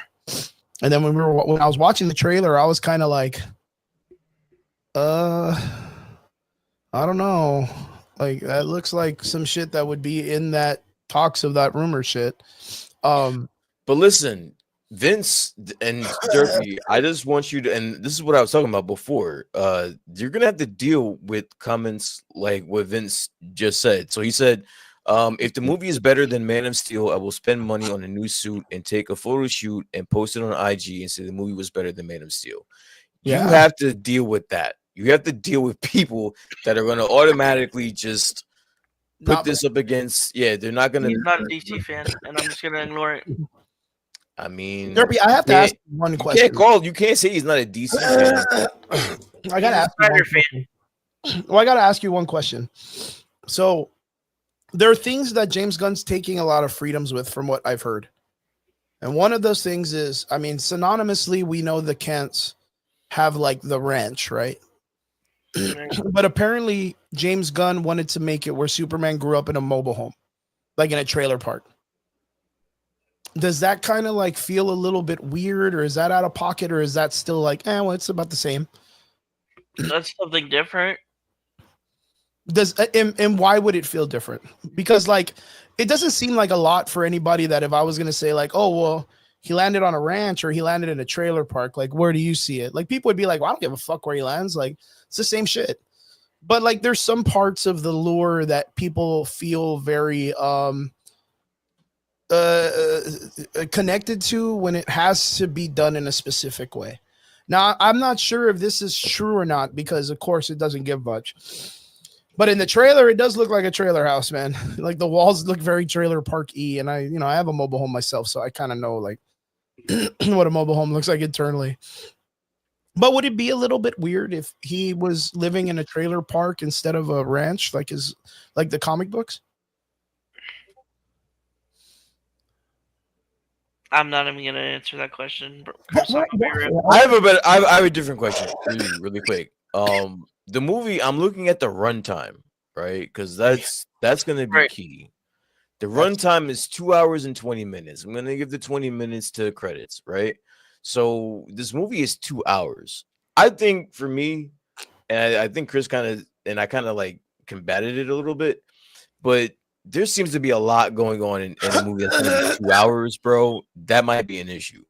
I'm not gonna lie to you. John in the comment section says it too. He says, I still don't, and that's because John and I, like, I'm telling you, he's like super close to the DC universe. John is a really big fan. He's a Batman fan, but Superman too, nonetheless, because we both love these characters. Says, I still don't know what the storyline is and who Superman is fighting in the trailer. It seems like James Gunn is putting all Superman characters in one movie. So even for him, kind of looking at it for what it's worth, that he sees it and he's saying that there's a lot. That's the concern. There is a lot. There's multiple characters that we've never seen on screen, and I'm excited for them. But like, do you want to know who he's fighting, or do you want to wait to the movie? Well, of course you want to wait for the movie. That's not our job to give that stuff. That's the job of the company getting people involved in wanting to watch this film. And where John is coming from is as the consumer saying that he still doesn't get it. Like, he knows Superman's punching something, but he just doesn't know what the advertisement is telling him he's punching. Yeah, and I see it from both sides. I see it from Derpy's side as well, because Derpy's like, oh well, then who gives a fuck? Like, we're gonna find out and we'll see it, and you know, it is what it is. I just think that from right now, being that this is gonna be your introduction to this, I guess, DC universe, I guess, if that's what they're calling it, you're gonna need. You're gonna fair enough. Creature Commanders, which I liked actually, by the way. DC Studios, right? Yeah. I think that you kind of want, you're gonna, like, again, we're the norm. Our money is already spent. We're gonna see it regardless. You have to make sure that you bring in. Yeah, you gotta chill out, Chris. You have to make sure that you bring in more people than just the normies, and the people that are already gonna see it. And I don't know if this movie is going to do it. We'll see. I do think that the more we get closer to the date, I do think that Superman may have a bigger box office than Fantastic Four. 100%. I think it just might, bro. I think you know what? I'll put a period on this shit. I think Superman's out beating the fuck out of Fantastic Four right now. 2 months ago or a month ago, if you asked me that, I wouldn't have thought so. But now, yeah, I kind of think that Superman's got this whole month, and that month is loaded, bro. Like, yeah, I was gonna say, like, that month is not coming down slow, man. It's coming in hot, and Superman might just pull that out. So that's that I'll give you that, Derpy. I think the trailer did at least that. Yeah, I was gonna say, like, even for myself, like, I mean, I'm not really sold on the Superman story with James Gunn yet, but it looks way more entertaining than the Fantastic Four movie. Like, the Fantastic Four movie. Did you see what Galactus looks like? Yeah, he looks good. Like, I was just saying that earlier. I thought he doesn't look like comic accurate. Well, no, I mean, he's not, because, you know, the comic book, he's wearing like a onesie and some fucking weird armor. Like, he looks like a fucking dork and shit. Like, he's got to look like a Celestial. He has to look like a giant person wearing a fucking, I don't know, like a fucking airport. You know what I mean? Like, he's got to have a bunch of weird spaceship shit all over him. I think he looks good. I think it looks better than the fucking cloud they gave us in the first movie. I'll tell you that much. You know, right? Yeah, fuck that movie. But yeah, like, for what it's worth, like, I am more excited to see Superman throw some punches at some fucking big ass kaiju or some dudes more than I'm excited for watching the Thing and everybody else punch Galactus's ankles or whatever. Like, I don't know, like, it's just what it is. I don't know if it was like, I don't know, the buildup from the Thunderbolts to now, like, I don't know what it is that's kind of taking me out of it, but Superman has my attention a little bit more right now than the Fantastic Four. Vince Weaver says the Fantastic Four will be better than Superman, but I can be wrong. We'll see. True that. He wants Superman to fail. He's not a DC fan. He's a Snyder fan. I didn't read that like that at all. I think honestly, and I said that up until 2 weeks ago or like a month ago, I would have said the same thing. I mean, a lot of people really weren't on it, but now watching the discourse about Superman and then just knowing where Marvel is and taking all that into account, I think that it's prime for Superman to. And we could be wrong. I mean, Vince could be right about this. By the way, Right? We don't fucking know. Fantastic Four might fuck around and spank Superman, so we don't know. But I just think, just from the temperature of where everyone is, I think Superman has a chance to sneak that out. I really think that for Marvel, right? Because the dynamic in Marvel right now is all over the place. Yeah. I think but this is leading into Doomsday, bro. Like that's why it's a little bit different. Like Fantastic Four has that sauce on it to where like you cannot miss this. Like if you are gonna be interested in the next 2 Avengers movies, you have to watch this movie, dude. You have to. It's like you have to watch it. So like that. I don't want to start jerking off Superman, but like you still got to deal with that, but I don't think they're too far behind.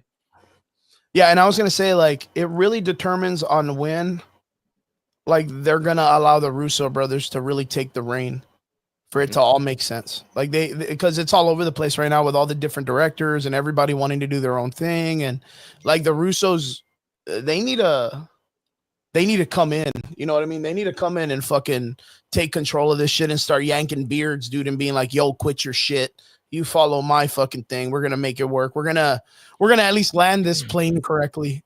We're not going to fucking plane crash it into the ground. I can assure you one thing, Chris, with the amount of money they're giving the Russos, those next 2 movies, trust me, there's no one in their way. If they fail and it doesn't do what people think it is going to do, there's going to be no one to blame but them. So trust me, there's no one standing in front of the Russos. They're going to give them free range because this is big. These next 2 Avengers movies is big, bro. True, 100%. This is big. So like, if they fail, no one's going to want to fall on that sword for them, bro. Trust me. Fuck no, yeah.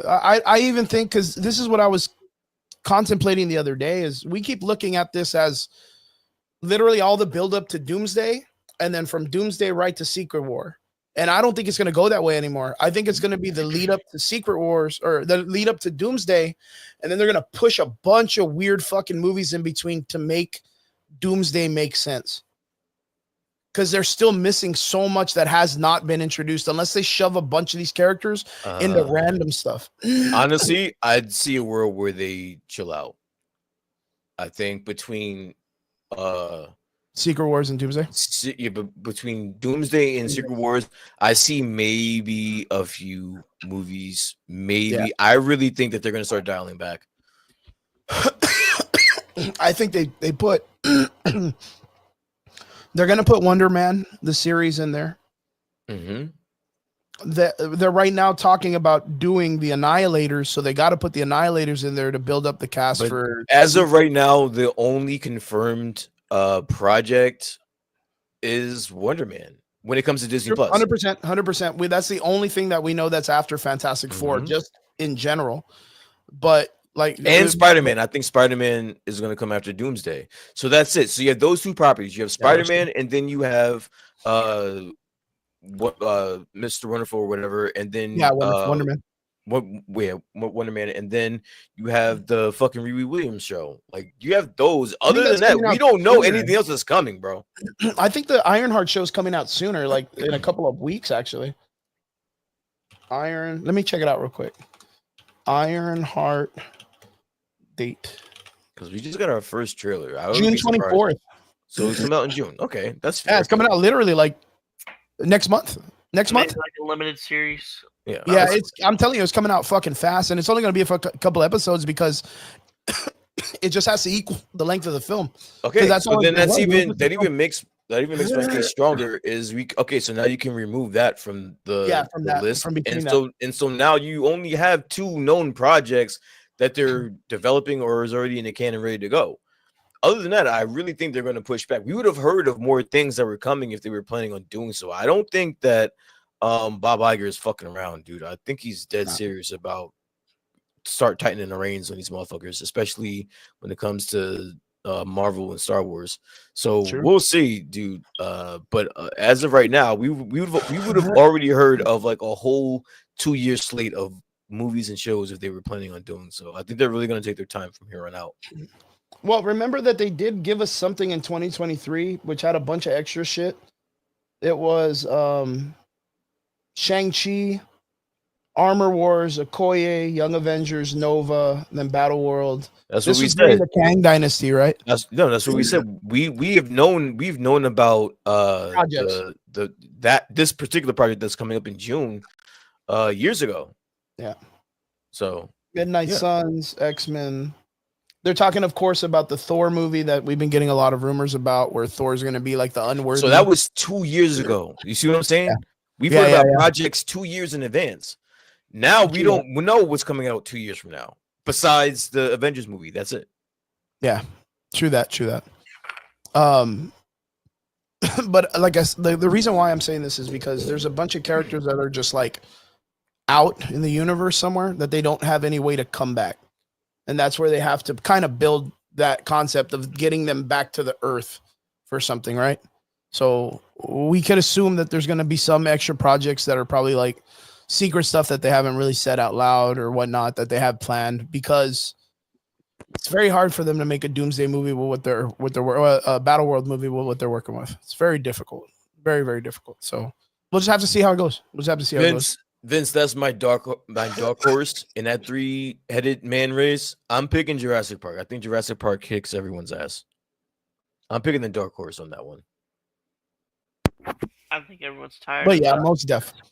Boys, on to the last part of the conversation. Last of Us Season 2, Episode 6 is going to be coming out. I think it came out already. Talk about Episode 5. Brian, we didn't have you on the show last week. We went ahead and did our watch party. We got to see it. And look, I'm making Brian cough. I've already spread it. No, this is the final stretch. I'm good here. But Brian, what's up with Last of Us Season 2, Episode 5? Hey, fill us in. You're our guy. You're the man on the chair. Listen, I'll take it from here then. Fuck it. I'm enjoying it, to be honest with you. It's giving me everything that I could have asked for. I keep saying it, but they picked up right when they left off from the first season, and I appreciate that. I appreciate everyone involved.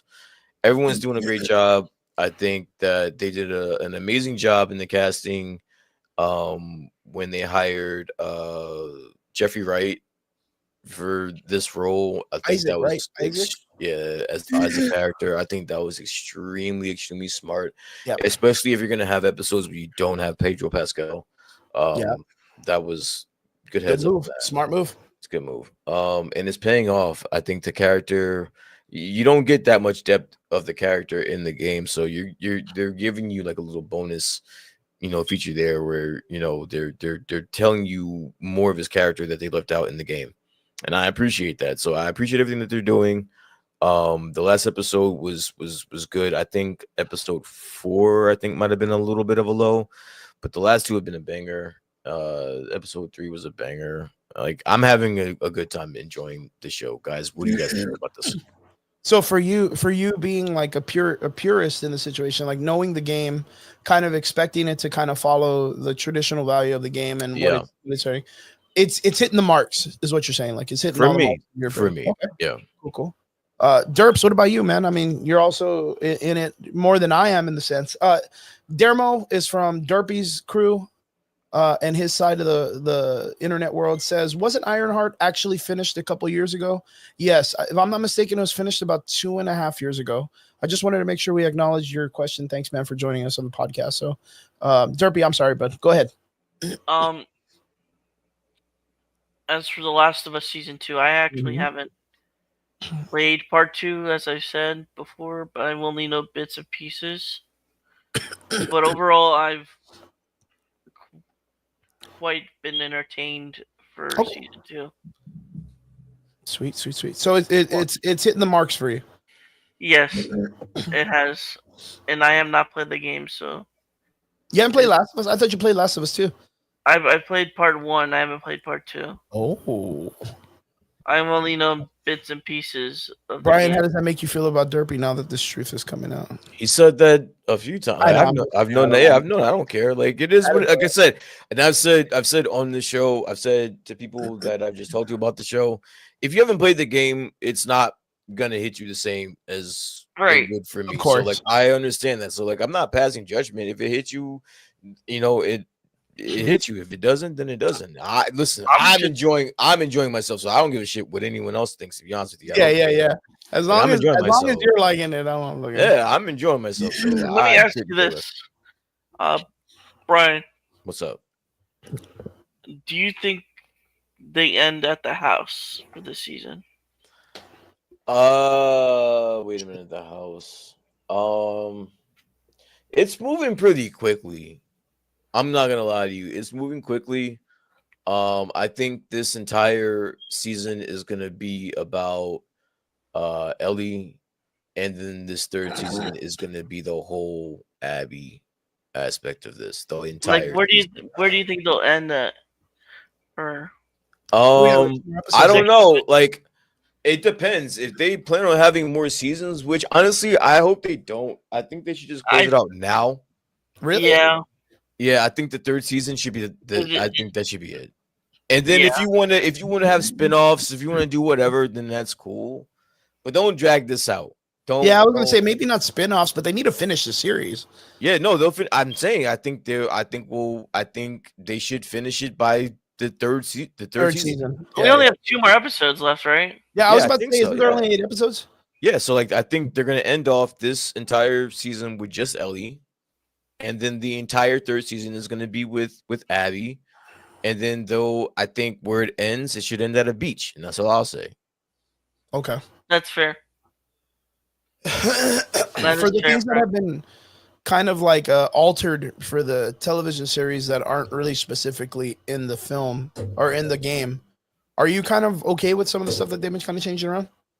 They haven't been changing around a lot, and I've said this before, whatever they have added to it, it makes it better. It's not like they're just doing it just to not do it. Like that whole invasion of the town with the frozen fucking zombies, yeah, the zombies and shit. Like that's not in the game, but did it make it better? Intense.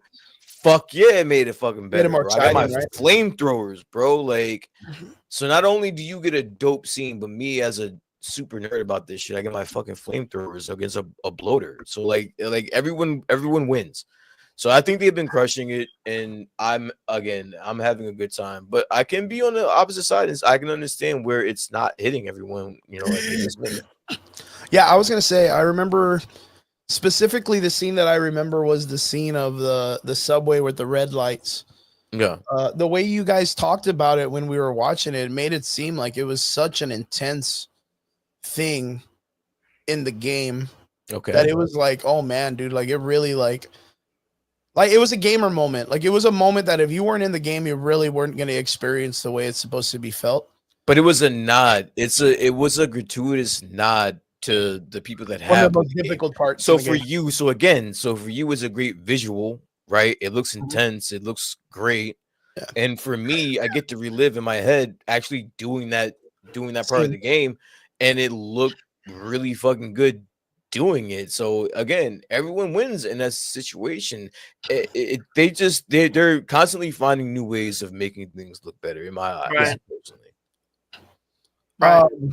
Yeah, other than that, are you feeling like because a lot of the people, of course, are ripping into Bella Ramsey about her depiction on how she plays Ellie and stuff like that. Are you still on the seat with her? Like, are you still good with her? Like, do you feel we're at this point, we're 2 seasons in, we're in it for the long ride. We made this bed in season 1, bro. We're just along for the ride. Whether you like her, whether you don't, you can choose to not watch it. I get it, but do I think there could have been other actors that did a better job? Probably, yeah. But it's what we got, and I'm riding with it. I'll put it to you like this: it's not taking me out of it to where I don't want to watch the show.